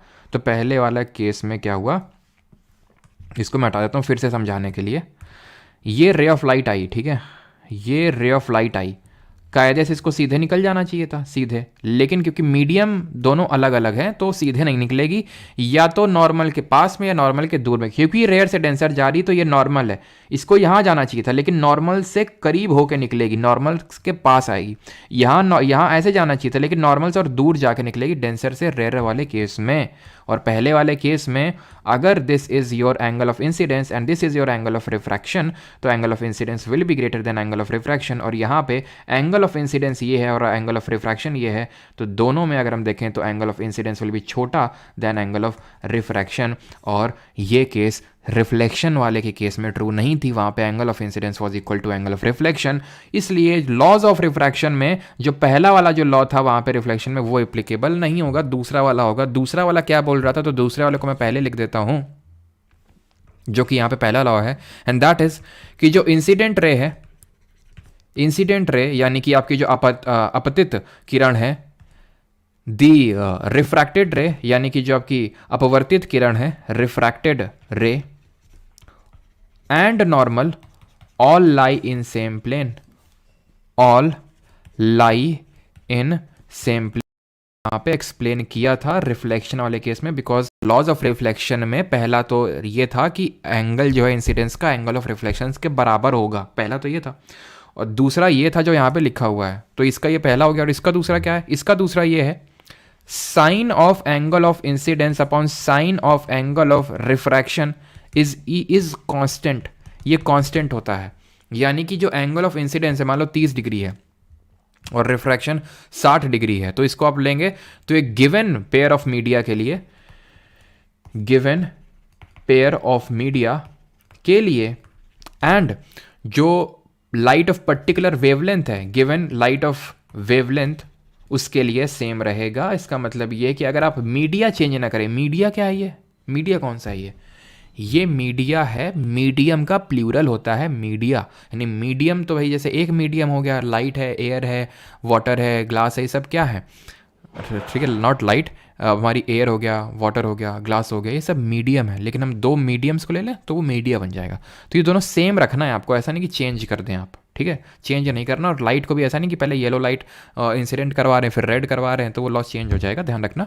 तो sine of angle of incidence upon sine of angle of refraction is same, is a constant, और यही कांस्टेंट हम देखेंगे, यही बाद में बड़ा होके बनता है कौन, रिफ्रैक्टिव इंडेक्स, जिसको हम बोलते हैं अपवर्तक सूचकांक, ठीक है। अब हम पढ़ेंगे refraction through a glass slab, तो हम एक रेक्टेंगुलर ग्लास स्लैब लेंगे,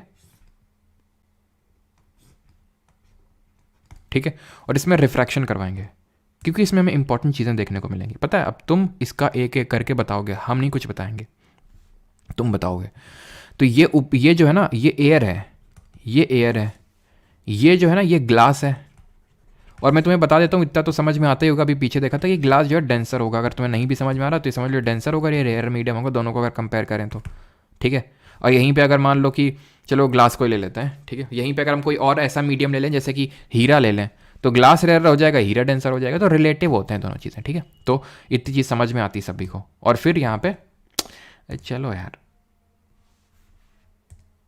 ठीक है, तो ये भी हमारा क्या है, ये भी एयर है, ऊपर भी एयर नीचे भी एयर, और यहाँ बीच में यहाँ से ग्लास से पास करवाएंगे, ठीक। अब देखना मजा आएगा, इसको इंसिडेंट करवाया, ठीक, कहाँ इसको मोड़ें, सीधे निकाल दें, ठीक है, सीधे निकाल दें,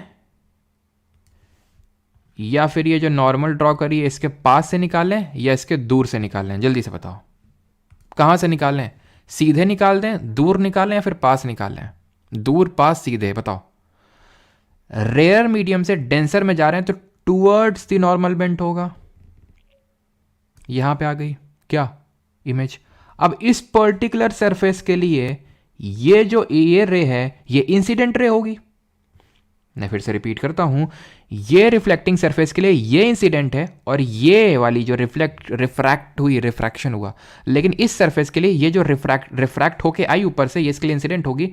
और अब बताओ इसको मैं कहाँ निकालूं, अब ये जा रही है, ये अभी डेंसर मीडियम में, ये ग्लास के अंदर है सर, तो अभी एयर में जाएगी, तो यानी कि डेंसर से रेयर में जाएगी, यानी कि अगर मैं यहाँ पे नॉर्मल ड्रॉ करूँ इस तरह से, यहाँ पे नॉर्मल ड्रॉ करूँ मैं, तो ये अवे फ्रॉम द नॉर्मल जाएगी, यानी कि नॉर्मल से दूर भागेगी, यानी कि जाना अगर इस तरह से चाहिए था इसको, तो ये जाएगी इस तरह से।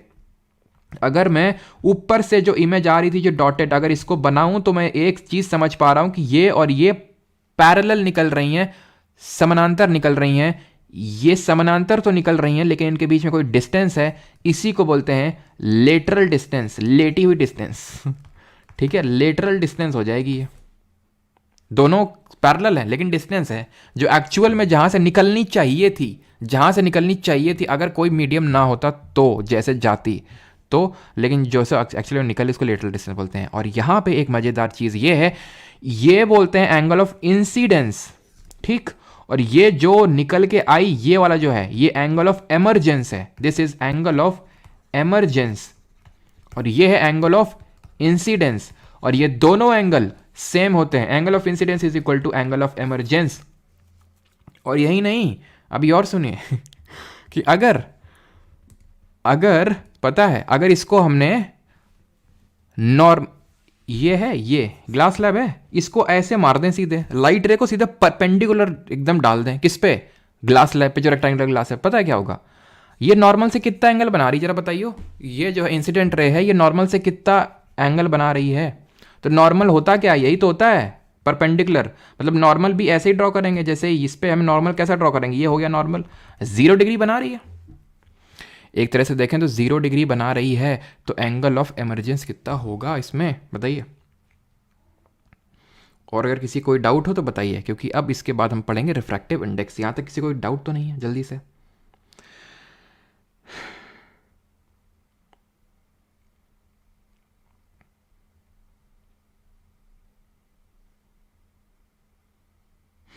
सबका सही है, सबका सही है। 0 होगा, ठीक है, 0 होगा, ठीक है। यानी कि अगर आप परपेंडिकुलरली डालेंगे, मतलब 0 डिग्री पे डालेंगे तो 0 degree he angle of emergence होगा। ऑलराइट, तो इसका मतलब क्या हुआ, इसका मतलब ये हुआ जहाँ पे angle of incidence is equal to angle of emergence, यानी दोनों 0 हैं, यानी कि अगर परपेंडिकुलर डालेंगे तो इसमें नो रिफ्रैक्शन, कोई रिफ्रैक्शन नहीं होगा इस केस में, नो रिफ्रैक्शन इस केस में, ठीक है। चलिए अभी आते हैं रिफ्रैक्टिव इंडेक्स, जिसको हिंदी में बोलते हैं अपवर्तक सूचकांक, ठीक है, अपवर्तक सूचकांक। ये क्या चीज़ होती है, इसको n से रिप्रेजेंट करते हैं, ठीक है। हायर क्लास में इसको म्यू से रिप्रेजेंट करते हैं, ठीक है, म्यू से भी करते हैं, आप लोगों ने पढ़ा भी होगा, आप में से काफ़ी लोगों ने। तो जो n होता है, ये refractive index is equal to speed of light in air या फिर vacuum, of light in air या फिर वैक्यूम, ठीक है, क्योंकि लाइट तो हमारी ट्रैवल कर सकती है ना वैक्यूम में, upon speed of light in given medium, given medium. ये होता है रिफ्रैक्टिव इंडेक्स। अगर अगर अगर अगर ये एयर है और ये कोई मीडियम है, वाटर, ग्लास, डायमंड, क्वार्ट्ज, कुछ भी है, तो ये फॉर्मूला होगा जाएगा, ठीक है। तो सिंपल एन से बोल देते हैं। लेकिन कई बार होता है कि जो अपवर्तक सूचकांक होता है, रिफ्रैक्टिव इंडेक्स है, वो हमें किसी के रिस्पेक्ट में निकालना पड़ता है। जैसे कि यहाँ पे एयर नहीं है, भाई एयर वाला तो केस सिंपल हो गया, बट यहाँ एयर नहीं है। मान लेते हैं जो ऊपर वाला है वो वाटर है और नीचे वाला, ऊपर वाला पानी है और नीचे वाला ग्लास है, ठीक है।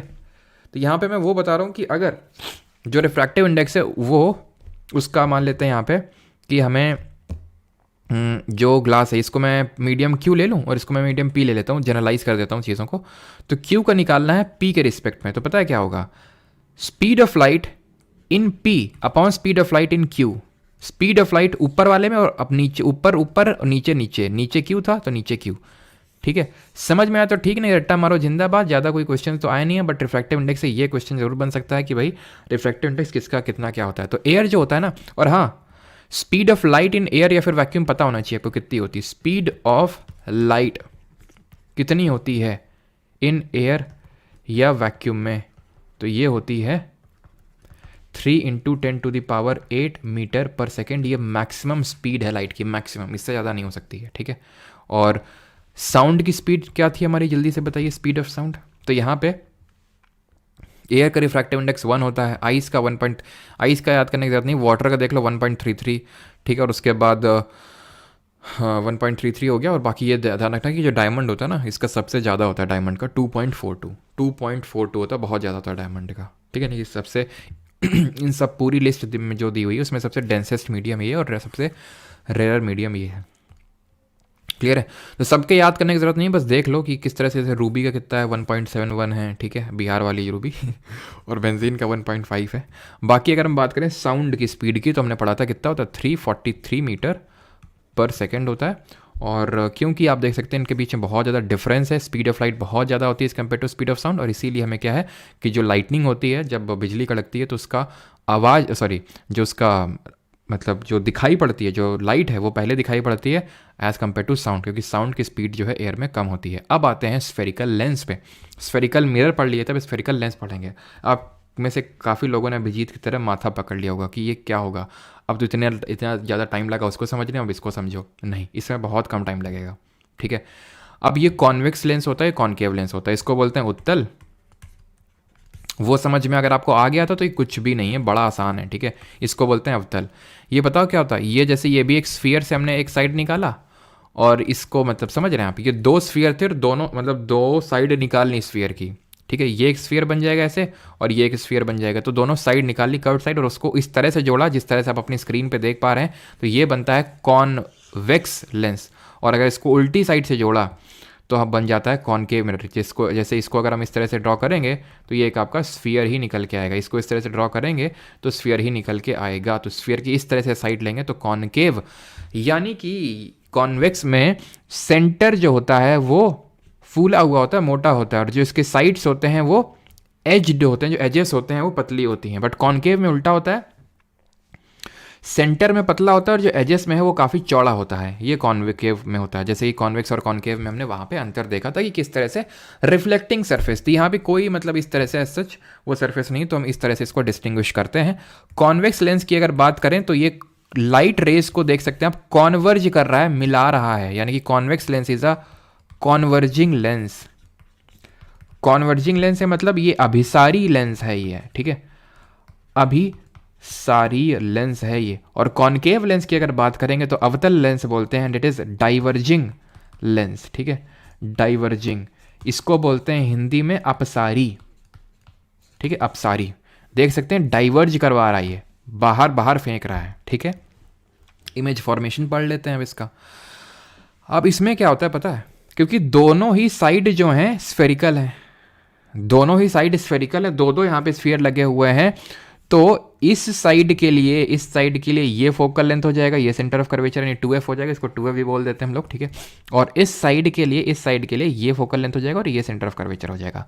बता रहे हैं आपको, समझ में आया तो ठीक, नहीं तो ऐसे ज़्यादा कोई फर्क पड़ेगा नहीं हमें, ठीक है। अब हम इमेज फॉर्मेशन पढ़ते हैं, ठीक। इमेज फॉर्मेशन स्टार्ट करने से पहले मैं आपको एक हथियार दे देता हूँ, इस हथियार से सारी चीज़ें नष्ट हो जाएंगी, ठीक है। जैसे कि राजा दधीच ने, दधीच ने अपनी हड्डियों का दान कर दिया था असुरों का वध करने के लिए। देख रहे हो अभी तक वो स्टोरी दिमाग में घुसी हुई है, इतना मैडम ने मार मार के याद करवाया था उसको। तो उसी तरह ये जो चीज़ें बताने जा रहा हूँ ये सब उन असुरों का वध कर देगा जो तुम्हें समझने में दिक्कत देंगे। तो convex lens is equal to concave mirror, ये थोड़ा सा फॉर्मूला याद रखना। और कॉनकेव लेंस, ये मैं याद करने के पर्पज से बता रहा हूँ, ऐसा कहीं फिजिक्स में नहीं है, ठीक है। कॉन्वेक्स मिरर, अभी मैंने क्यों बताया, क्योंकि इमेज फॉर्मेशन पढ़ने जा रहे हैं और कॉनकेव मिरर और कॉन्वेक्स मिरर का पढ़ के आए हैं। कॉनकेव मिरर क्या पढ़ के आए जरा याद कर लें। इन्फिनिटी पे कहाँ बनेगा, इन्फिनिटी पे अगर है तो क्या, ऑब्जेक्ट अगर इन्फिनिटी पे, तो जो इमेज बन रही थी फोकस पे बन रही थी। अब फिर हम लाए थे बियॉन्ड सी में, ठीक है, बियॉन्ड सेंटर ऑफ कर्वेचर पे लाए थे, तो सेंटर ऑफ कर्वेचर और फोकस के बीच बनी थी, इसे सी पे ला खड़ा कर दिया था, इमेज भी सी पे आके खड़ी हो गई। देन हमने इसको और कहाँ पे ले गए, पास में ले गए, एफ एंड सी के बीच में ले गए, तो बियॉन्ड सी बन गई, ठीक है, बियॉन्ड सी बन गई। देन हमने इसको ला के खड़ा कर दिया एफ पे, तो इन्फिनिटी पे इमेज चली गई, यही तो, ठीक है। आ जाओ कॉन्वेक्स लेंस पे। कॉन्वेक्स लेंस में इन्फिनिटी पे था ना, convex lens is equal to concave mirror. Concave mirror में इन्फिनिटी पे तो फोकस पे, कॉनकेव मिरर में अगर इन्फिनिटी और 2f का वही है, ज़्यादा लोड मत लो, 2f वही है सेंटर ऑफ कर्वेचर, तो बिटवीन इन्फिनिटी एंड, यानी इस ये क्या है, ये बियॉन्ड सेंटर ऑफ कर्वेचर ही तो है। बिटवीन इन्फिनिटी ऐसे ही बोलते हैं, फिर बियॉन्ड कहाँ बन रहा था, वहाँ पे एफ एंड सी के बीच बन रहा था, कुछ अंतर नहीं है। सेंटर ऑफ कर्वेचर पे ला के खड़ा कर दिया था ऑब्जेक्ट को, तो सेंटर ऑफ कर्वेचर पे यहाँ पे उल्टी साइड वहाँ पे बनेगा, ठीक है। तो मतलब उस पर मैं ज़्यादा इसीलिए उस पर नहीं जोर डाल रहा हूँ कि यहाँ बना, तुम कंफ्यूज मत हो, क्योंकि तुमसे इमेज फॉर्मेशन पूछेगा और ये तुम समझ गए तो छोड़ो, हमें क्या लेना देना, ठीक है, उससे नंबर लेना हमें तो बस, ठीक है। सी पे ला के खड़ा कर दोगे ऑब्जेक्ट को तो इमेज भी सी पे आके खड़ी हो जाएगी। और पास लाओगे एफ एंड सी के बीच में, फोकस और सेंटर ऑफ कर्वेचर के बीच में, बियॉन्ड 2f बनेगी, फोकस पे इन्फिनिटी पे। कुछ अलग नहीं, कुछ भी अलग नहीं है, यहाँ तक कि नेचर तक अलग नहीं है। रियल इन्वर्टेड, रियल इन्वर्टेड, ठीक है, real inverted, real inverted, real inverted. और ये क्या था, एक्सेप्शन केस था, जो लास्ट वाला केस था छठवां, हाईली डिमिनिश्ड, बहुत छोटी, बिंदु सी, थोड़ी सी बड़ी, डिमिनिश्ड, सेम साइज की, एनलार्ज्ड, हाईली एनलार्ज्ड। और ये एक्सेप्शन केस था जहाँ पे वर्चुअल इरेक्ट एनलार्ज बन रही थी, और यहाँ पे सब रियल केस और ये वर्चुअल केस बनेगा जब हम फोकस और इसको ओ के बीच, ओ क्या है, ओ है पॉइंट ऑफ ओरिजिन, जैसे वहां पढ़ रहे थे ये पोल था ना, पोल।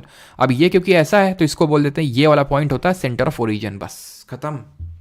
किसी को कोई दिक्कत हो तो जरा बता दो। वही सेम चीज थी जो वहां पे हम पढ़ाए थे आपको, कुछ अलग नहीं है।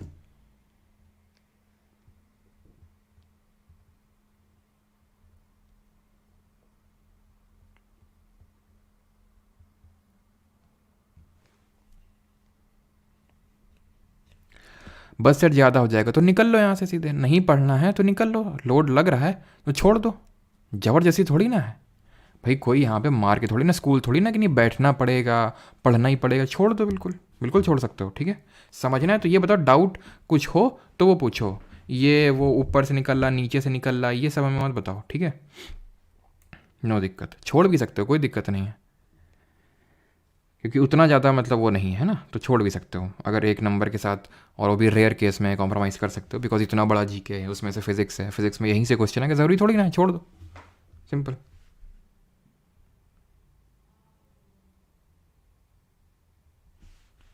अब एक दिन मिरर और लेंस नहीं निपटाएंगे विशाल जी, तो आप खुद ही सोचिए। अब ये जितनी आसानी से मैंने समझा दिया कि convex lens is equal to concave mirror पीछे पढ़ के आए थे, ठीक है, तो ये आपको समझ में आएगा। सेकेंडली, सिर्फ हमें फिजिक्स ही तो करते रह नहीं रहना है जीवन भर, क्योंकि इतने सारे सब्जेक्ट हैं, ठीक है। तो ये एक्सेप्शन वाला केस था। अब यहाँ पे इमेज फॉर्मेशन कॉन्केव लेंस की अगर बात करें तो सिमिलर जो कॉन्वेक्स मिरर में देखे थे, ये कॉन्वेक्स मिरर कभी भी रियल, ठीक है, रियल इमेज। और हाँ, अगर मतलब लग रहा हो, अभी मैं चलो बताता हूँ, अगर तुम्हें लग रहा हो ऊपर से नीचे जा रहा हो, ठीक है, तो किताब उठाना, उससे पढ़ने की कोशिश करना, या फिर अगर लगे कि कोई मतलब तुम्हारा स्कूल टीचर हो या फिर कोई ऐसा, उससे पढ़ने की कोशिश करना है। फिर इमेज जहाँ पे ऑब्जेक्ट रखना, फिर इमेज फॉर्म करवाना, और पेन एकदम स्केल बाकायदा लेके बैठना, कंपास पूरा इमेज फॉर्म करवाना, आराम से बढ़िया समझ में आएगा कायदे से, ठीक है। फिर बताना कितने टाइम में समझ में आया। कॉन्केव लेंस पे आते हैं, अगर किसी को ज़्यादा दिक्कत हो रही तो मैं बता रहा हूँ, ठीक है, कि छोड़ दो, या तो कि नहीं नहीं हमें पढ़ना ही है, तो फिर ऐसा करो, किताब उठाओ और आराम से इमेज फॉर्म कर करके इसमें देखो, ठीक है, मज़ा आ जाएगा आपको एकदम। पोजीशन ऑफ ऑब्जेक्ट, वो हमने कॉन्वेक्स मिरर में क्या पढ़ा था, दो केसेस, इन्फिनिटी और पोल के बीच में, तो यहाँ इन्फिनिटी और ओरिजिन के बीच में एफ, जैसे वहाँ पे एफ पे बन रहा था, और वैसे यहाँ पे भी एफ पे, और जैसे वहाँ पे इन्फिनिटी और पोल के बीच पे रखने पे फोकस और मतलब फोकस और पोल के बीच में बना था, वैसे यहाँ फोकस और ओरिजिन के बीच में बनेगा। वहाँ भी virtual erect highly diminished same चीज़ है, यानी कि कॉन्वेक्स मिरर का जिस तरह फॉर्मेशन देखा था वैसे कॉन्केव लेंस का है। यूजेस की बात कर लेते हैं कि इनके यूजेस क्या होते हैं। हाँ सर, एक ही दिन सब मर्दों का मसीहा, बेटा मर्दों के मसीहा खुद को घोषित कर रखे हो हैं, मर्दों जैसा थोड़ा वो भी दिखाओ, मर्दों का मसीहा, यूज़र नेम देखो जरा।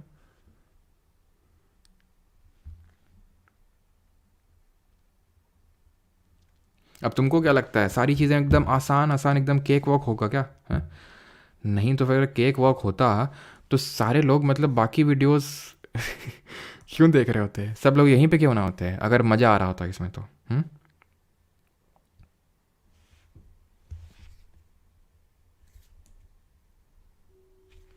चलो, तो यूजेस पढ़ लेते हैं कॉन्वेक्स लेंस और कॉन्केव लेंस के। तो कल हम लोग का टॉपिक रहेगा ह्यूमन आई एंड विजन, ठीक है, तो वहाँ पे मायोपिया हाइपरमेट्रोपिया पढ़ेंगे, तो बट अभी मैं बता देता हूँ कि इसको कॉन्केव लेंस में मायोपिया को ट्रीट करने के लिए यूज़ किया जाता है, ठीक है। और कॉन्वेक्स कल आपको समझ में आएगा ये होता क्या है, बस अभी के लिए इसको लिख लो, हाइपरमेट्रोपिया को ट्रीट करने के लिए यूज़ किया जाता है, बिकॉज कॉन्वेक्स जो होता है हमारा कॉन्वर्जिंग लेंस होता है, इसको हम as a magnifying glass use करते हैं, ठीक है, इसको एज अ मैग्नीफाई चीज़ों को बड़ा करके देखने के लिए यूज़ करते हैं, बिकॉज हमें पता है convex lens is equal to concave mirror, या फिर concave mirror is equal to convex lens. Concave mirror को हम यूज़ कर रहे थे चीज़ों को बड़ा करने के लिए, उसी तरह कॉन्वेक्स लेंस को हम यूज़ करेंगे चीज़ों को बड़ा करने के लिए, बड़ा देखने के लिए, ठीक है।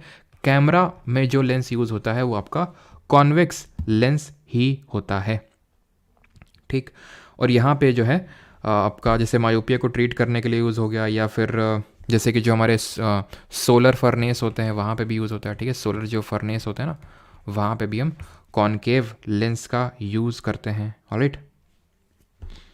चलिए अब बढ़ते हैं आगे और आते हैं लास्ट हमारा जो ये है न्यूमेरिकल, इसको न्यूमेरिकल को भी सॉल्व कर लेते हैं। अगर न्यूमेरिकल सॉल्व करने का मन हो तो कर लो, ठीक है। हम करवा इसलिए रहे हैं बिकॉज आप में से काफ़ी लोग हैं जो हमारे ऊपर ही डिपेंडेंट है रेलवे जैसे एग्जाम्स के लिए, जैसे अभी एलपी के वैकेंसी आई, तो हमारा इतना तो फ़र्ज़ बनता है, फिर इन फ्यूचर अगर कोई ऐसे एग्जाम में जाते हैं जहाँ पे न्यूमेरिकल पूछ लिया जाता है तो मैं बता रहा हूँ, ठीक है। बट यहाँ पे इसलिए मैंने बता दिया है कि बहुत ज़्यादा न्यूमेरिकल आपके एसएससी एग्जाम में नहीं आते हैं, कभी कभी आ जाता है, कभी कभी रेयर होता है, आ भी जाता है, तो उसके लिए भी मैं रेडी कर रहा हूँ, ठीक है। पढ़ रहे हैं तो फिर सारा कुछ ही पढ़ लेते हैं, छोड़ने का कोई मतलब नहीं। और ये हमारा लास्ट टॉपिक होगा और उसके बाद हम लोग की क्लास ख़त्म, क्वेश्चंस नहीं करेंगे आज, ठीक है। तुम लोगों की खुशी के लिए बता दूं कि क्वेश्चंस नहीं करेंगे आज, क्यों, क्योंकि तुम लोगों की पहले ऐसी तैसी हो रखी है, तो कल करेंगे। कल का जो लेक्चर है थोड़ा सा लाइट रहेगा, ह्यूमन आई और विजन देखेंगे, ठीक है, तो कल का लेक्चर लाइट रहेगा, उसी के साथ ही क्वेश्चंस कर लेंगे, ठीक है। हाँ शिव कुमार देखो बोल रहे हैं थ्योरी से करवा दो कंप्लीट, क्वेश्चन कल करवा देना। शिव कुमार तुम तो खुश हो गए एकदम, है ना। तो फोकल लेंथ की अगर बात करें 15 सेंटीमीटर है, ठीक है, फोकल लेंथ 15 सेंटीमीटर है। अब पॉजिटिव रखूँगी negative, sir concave lens is equal to convex mirror, तो पॉजिटिव रखिए। ना ना ना ना, गुफा है तो फिर नेगेटिव ही होगा गुफा में तो पॉजिटिव कभी हो ही नहीं सकता है। तो ध्यान रखना, चाहे कॉनकेव लेंस हो चाहे कॉनकेव मिरर हो, नेगेटिव होगा फोकल लेंस, क्योंकि केव है बस, ठीक। At what distance should the object from the lens be placed, object की डिस्टेंस पूछी है, यू पूछा है। It forms an image at 10 centimetre, image जो है 10 सेंटीमीटर पे बना रहा है। अब जो ये कॉनकेव लेंस का जो केस है, ठीक है, इसमें हमने क्या क्या केसेस पढ़े थे। सारे केसेस में कैसी इमेज बन रही थी, रियल और इन्वर्टेड इमेज बन रही थी। अगर यहाँ पे देखें कॉनकेव लेंस की बात हो रही है, अच्छा ठीक है, कॉनकेव लेंस की बात हो रही है, कॉनकेव मिरर की नहीं। तो कॉनकेव मिरर के बाद सबरा वर्चुअल और इरेक्ट बन रहा था। अब सारा वर्चुअल और इरेक्ट बन रहा था, इमेज बन कहाँ पे रही है, देखिए वर्चुअल और इरेक्ट की इसमें लेफ्ट साइड में, ये राइट साइड में। जब यहाँ पे वर्चुअल इमेज बनती है तो लेफ्ट साइड में बन रही है, लेफ्ट साइड मतलब नेगेटिव साइड, नेगेटिव साइड मतलब वी नेगेटिव होगा, वी नेगेटिव होगा, वी नेगेटिव होगा। उसका मतलब क्या होगा कि यहाँ पे हम नेगेटिव में इसका रखेंगे वैल्यू कितना, 10 सेंटीमीटर, इमेज जो है 10 सेंटीमीटर पे बन रही है। अब फॉर्मूला वो यूज़ नहीं करेंगे जो हमने वहाँ पे यूज़ किया था। यहाँ पे जो लेंस फॉर्मूला होता है ना, लेंस फॉर्मूला, ये बदल जाता है, ये हो जाता है 1/v माइनस 1/u। वहाँ पे प्लस था, यहाँ पे माइनस हो जाता है। और अगर ये लेंस सूत्र हो गया और मैग्निफिकेशन यानी कि जो आवर्धन सूत्र होता है, ठीक है, यानी कि मैग्निफिकेशन फॉर्मूला, मैग्निफिकेशन जो फॉर्मूला होता है वो क्या हो जाता है, वो हो जाता है वहाँ पे सर क्या था, height of image upon height of object, यहाँ पे भी वही है, ठीक है। बट वहाँ पे ये था बराबर -v/u, तो यहाँ -v/u नहीं है, सिर्फ v/u है, यानी यहाँ माइनस लग गया, यहाँ से माइनस हट गया लेंस के केस में, बाकी सब सेम है।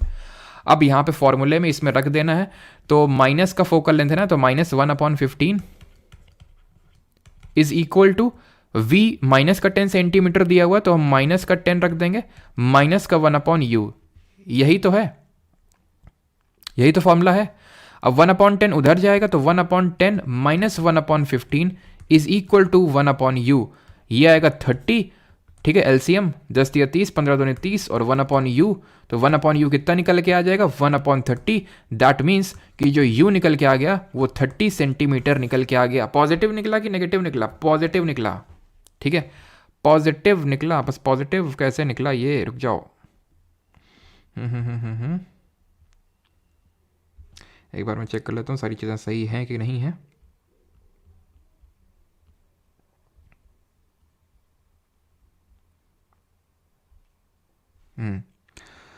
बट यहाँ पे तो ये नेगेटिव निकलना चाहिए, बिकॉज यू तो पॉजिटिव निकल नहीं सकता है, यू पॉजिटिव नहीं हो सकता है, क्योंकि यू पॉजिटिव का मतलब है इस साइड में रखा गया, इस साइड में थोड़ी ना, ऑब्जेक्ट को तो हमेशा लेफ्ट में ही रखते हैं, ऑब्जेक्ट तो हमेशा नेगेटिव ही आना चाहिए, ऑब्जेक्ट हमेशा नेगेटिव ही आना चाहिए, ठीक। तो v आपका नेगेटिव था, f भी नेगेटिव था, -1/15 रखा मैंने, ठीक है, माइनस, ठीक है, 1/v। चलो फिर से इसको एक बार देख लेते हैं, 1/f माइनस का रखा मैंने, चलो एक बार फिर से कर लेंगे, क्योंकि यहाँ पे u तो नेगेटिव आना चाहिए, तो मैं फिर से यहाँ पे एक बार कर लेता हूँ। एक तो यहाँ पे u आ जाएगा आपका, यानी ये एक तरह से ये फॉर्मूला हमें निकालना क्या है, u निकालना है, तो 1/u बन जाएगा 1/v माइनस 1/f, ठीक है। तो 1/v यानी v तो माइनस का है, तो 15 रखेंगे यहाँ पे, सॉरी v तो 10 है, okay okay okay okay okay okay okay, v 10 है यहाँ पे, ठीक है, v को 10 रखेंगे यहाँ पे, क्या हो रहा है, तो -1/10 हो जाएगा, देन -1/f, और f पहले से ही माइनस में है, तो यानी -15, यानी ये minus minus minus minus plus हो जाएंगे, यानी कि 1/15 माइनस 1/10 लिख सकता हूँ, क्योंकि ये माइनस माइनस प्लस हो गया। अब यहाँ पे आएगा 32 माइनस का 3, दैट मीन्स कि ये आ जाएगा आपका -1/30 1/u, यानी कि u आ जाएगा -30 सेंटीमीटर, यानी यहाँ कुछ तो गड़बड़ हुई होगी, अब इसको क्यों देखना, लेकिन u आपका नेगेटिव ही आना चाहिए हमेशा, क्योंकि u हम लेफ्ट साइड में रखते हैं ना ऑब्जेक्ट, तो वो नेगेटिव ही आना चाहिए, ठीक है, सिंपल। अब यहाँ पे हम थोड़ा डील कर लेते हैं, अगर मैग्नीफिकेशन भी पूछा है तो, पूछा है क्या, मैग्नीफिकेशन भी पूछा है, produce by the lens. Magnification का फॉर्मूला, क्योंकि हाइट ऑफ इमेज ऑब्जेक्ट तो दी नहीं है, तो मैग्नीफिकेशन क्या हो जाएगा, माइनस वी अपॉन यू। तो minus we upon you, minus we upon u, v sorry minus का नहीं होगा, माइनस का नहीं होगा, माइनस का तो मिरर में होता है, ठीक है। तो यहाँ पे तो माइनस का नहीं होगा, ठीक है, माइनस का नहीं हो यहाँ पे। तो वी अपॉन यू, वी कितना है, वी है माइनस का 10 सेंटीमीटर, माइनस का 10 सेंटीमीटर, यू कितना है माइनस का 30 सेंटीमीटर, यानी कि मैग्नीफिकेशन 1/3 निकल के आया। अब ध्यान से देखो, मैग्नीफिकेशन अगर 1 निकल के आए, इसका मतलब क्या है, इसका मतलब समझिए था, इसका मतलब यह है कि जो ऑब्जेक्ट का साइज है वो इमेज के साइज के बराबर है, क्योंकि मैग्नीफिकेशन होता है height of image upon height of object. और 1 कब मिलता है, 2/2 काट के 1 मिलता है, 3/3 काट के 1 मिलता है, यानी कि जो ऊपर न्यूमरेटर एंड डिनोमिनेटर इक्वल होते हैं तो हमें 1 वैल्यू मिलती है, यानी कि इमेज और ऑब्जेक्ट की जो हाइट है वो बराबर है, यानी दोनों सेम साइज के हैं। लेकिन अगर मुझे m लेस देन 1 मिले, इसका मतलब क्या होता है, इसका मतलब है न्यूमरेटर छोटा है और डिनोमिनेटर बड़ा है। इसका मतलब तो यही हुआ ना, इसका मतलब ये हुआ कि जो हाइट ऑफ ऑब्जेक्ट है वो बड़ी है हाइट ऑफ इमेज से, और अगर m ग्रेटर देन 1 है, यानी कि हमें मैग्नीफाइड यहां पे मिल जाएगी डिमिनिश्ड इमेज, डिमिनिश्ड इमेज, और यहां पे मिलेगी एनलार्ज, जहां पे हाइट ऑफ ऑब्जेक्ट जो है वो छोटा है हाइट ऑफ इमेज से, यानी कि यहां पे एनलार्ज मिलेगी। पहले वाले केस में सेम साइज का मिल रहा था, सेम साइज का, इज दैट क्लियर। और अगर m पॉजिटिव है, इसका मतलब यह है कि इस तरह से हमें इमेज मिल रही है, यानी कि सीधी है, यानी कि ऊपर की तरफ है तो सीधी है, इरेक्ट है, इरेक्ट है तो कैसी होगी, वर्चुअल होगी। और अगर m नेगेटिव है, नेगेटिव है मतलब वो उल्टी है, उल्टी मतलब इन्वर्टेड, इन्वर्टेड के साथ हमेशा रियल इमेज होती है, ठीक। अब आते हैं हमारे आखिरी पॉइंट पे, आखिरी टॉपिक पे, that is power of lens. 1 minute का टॉपिक है, पावर की मतलब क्षमता of lens. Power of lens का फॉर्मूला पता होना चाहिए कि जो पावर ऑफ लेंस होता है ये 1 फोकल लेंथ होता है, फोकल लेंथ। फोकल लेंथ की अगर हम बात करें तो इसकी यूनिट क्या होती है, फोकल लेंथ की, लेंथ है तो मीटर होगी, यानी 1/मीटर, यानी कि पावर की जो यूनिट हो जाएगी वो मीटर इनवर्स, और इसी को हम बोलते हैं डायोप्टर। ध्यान रखिएगा, डायोप्टर एसआई यूनिट होती है किसकी, पावर ऑफ लेंस की। पावर की एसआई यूनिट हमने क्या पढ़ी थी, वॉट पढ़ी थी, लेकिन वो जो हमारा इलेक्ट्रिक पावर था उसकी वॉट होती है। लेकिन पावर ऑफ लेंस यानी लेंस की क्षमता की बात करेंगे तो उसकी एसआई यूनिट डायोप्टर होती है, SI unit of power of lens, ठीक। और पावर आपकी पॉजिटिव में निकल के आएगी और नेगेटिव में निकल के आएगी, तो उसका क्या मतलब होगा, अगर पावर पॉजिटिव मिल रही है मतलब फोकल लेंथ पॉजिटिव थी।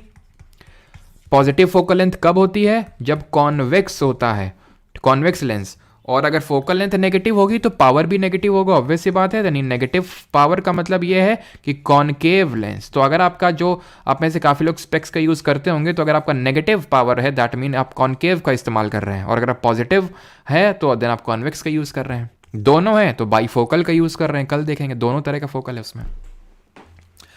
इज दैट क्लियर, ठीक। तो यानी कि अगर मैं आपसे ये बोल दूं, ये मैं आपसे बोल दूं कि एक लेंस है जिसका पावर, एक कॉन्वेक्स लेंस है, ठीक है। अच्छा मुझे बताना, एक कॉन्वेक्स लेंस है, क्वेश्चन पूछते हैं, एक कॉन्वेक्स लेंस है जिसका फोकल लेंथ 5 सेंटीमीटर का है, एक कॉनकेव लेंस है जिसका फोकल लेंथ 10 सेंटीमीटर का है, एक कॉन्वेक्स लेंस और लिया उसका फोकल लेंथ 2 सेंटीमीटर का है। इन तीनों को मैंने जोड़ दिया, मुझे बताओ फाइनली मुझे क्या मिलेगा, फाइनली मुझे क्या पावर मिलेगी और किस तरह का वो लेंस मिलेगा मुझे, जो मैं सबको जोड़ के बना दूंगा, वो बताइए जल्दी से। आखिरी क्वेश्चन है आपके लिए।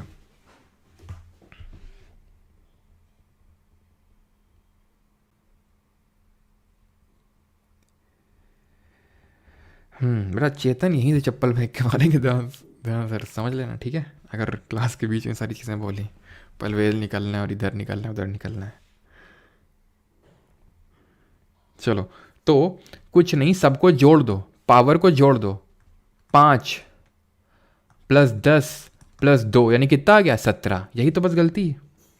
क्यों, क्योंकि कॉनकेव का नेगेटिव में रखेंगे, कॉन्वेक्स का पॉजिटिव में रखेंगे, यानी कि 5 - 10 + 2 सबको जोड़ ही रहे हैं, लेकिन कॉनकेव का क्योंकि नेगेटिव होता है तो नेगेटिव हो जाएगा। 5 2 7, 7 में 10 घटाएंगे -3 मतलब कॉनकेव मिलेगा, कॉनकेव मिलेगा विद द पावर -3। आखिरी टॉपिक है डिफ्रैक्शन। डिफ्रैक्शन का मतलब कुछ नहीं, बस बेंडिंग ऑफ लाइट होता है, इतना समझ लो।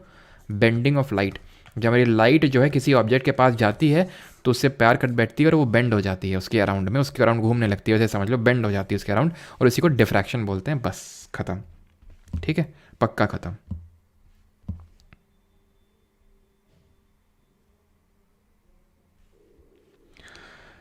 ठीक। और अगर ये मतलब हिंदी में पूछ ले कि डिफ्रैक्शन को क्या बोलते हैं, तो इसको हिंदी में विवर्तन बोलते हैं, ठीक है, विवर्तन, bending of light towards an, या फिर अराउंड एन ऑब्जेक्ट, ठीक है, अराउंड एन ऑब्जेक्ट। बस अब क्वेश्चंस करेंगे कल इसके हम लोग, ठीक है, इसके और ह्यूमन आई एंड विजन के दोनों को एक साथ करेंगे। ऑलराइट, चलिए। सच में ख़त्म, यकीन नहीं हो रहा है ना। बाईफोकल कल बताएंगे, हाँ बाईफोकल कल बताएंगे जब प्रेस बायोपिया, डिफरेंट डिजीज़ पढ़ेंगे, मायोपिया, हाइपरमेट्रोपिया और प्रेस बायोपिया। तो प्रेस बायोपिया में यूज़ होता है बाईफोकल। वेलकम रितु बेटा, हमको ना तुम थैंक यू वेलकम कर दिए रोहित हैं।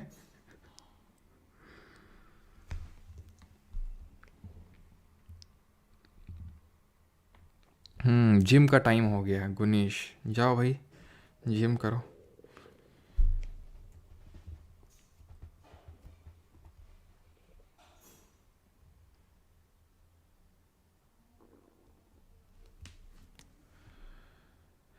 सर आपने कैसे कैसे फोकल लेंथ पावर कर दी, आपने फोकल लेंथ कैसे पावर कर दी, बस उसको 1 से डिवाइड कर दो, तुरंत हो जाएगी वो पावर।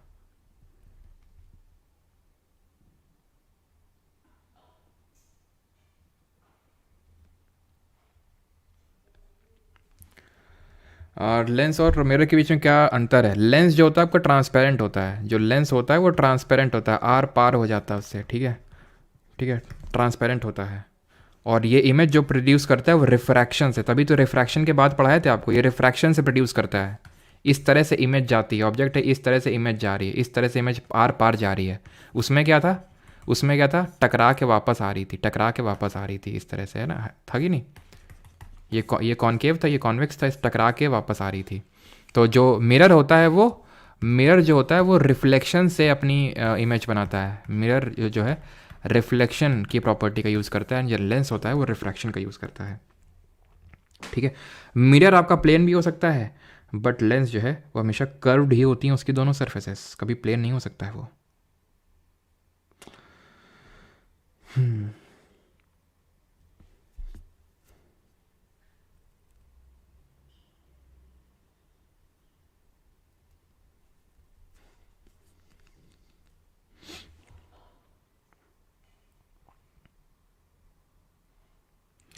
मेरी फर्स्ट क्लास थी सर, मज़ा आ गया, बेस्ट क्लास। अच्छा सर, खांसी बेटा चेतन, तुमको आखिरी वार्निंग है ये, अगर तुमने अब कुछ इधर उधर का सच कमेंट किया देख लेना फिर। साउंड के क्वेश्चंस अपलोड कर दो। अच्छा अपलोड नहीं हुए क्या क्वेश्चंस?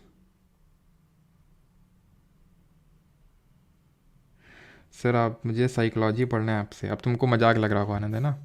सच में साइकोलॉजी भी मैंने पढ़ रखी है और वो भी मैं आपको पढ़ा दूंगा, ठीक है।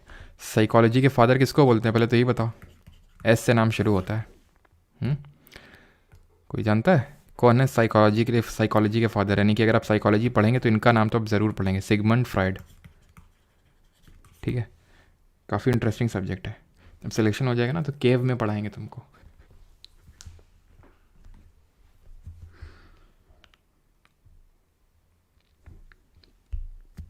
बिल्कुल म्यूज़िक वर्ल्ड जी, एनटीपीसी रेलवे के लिए इनफ है।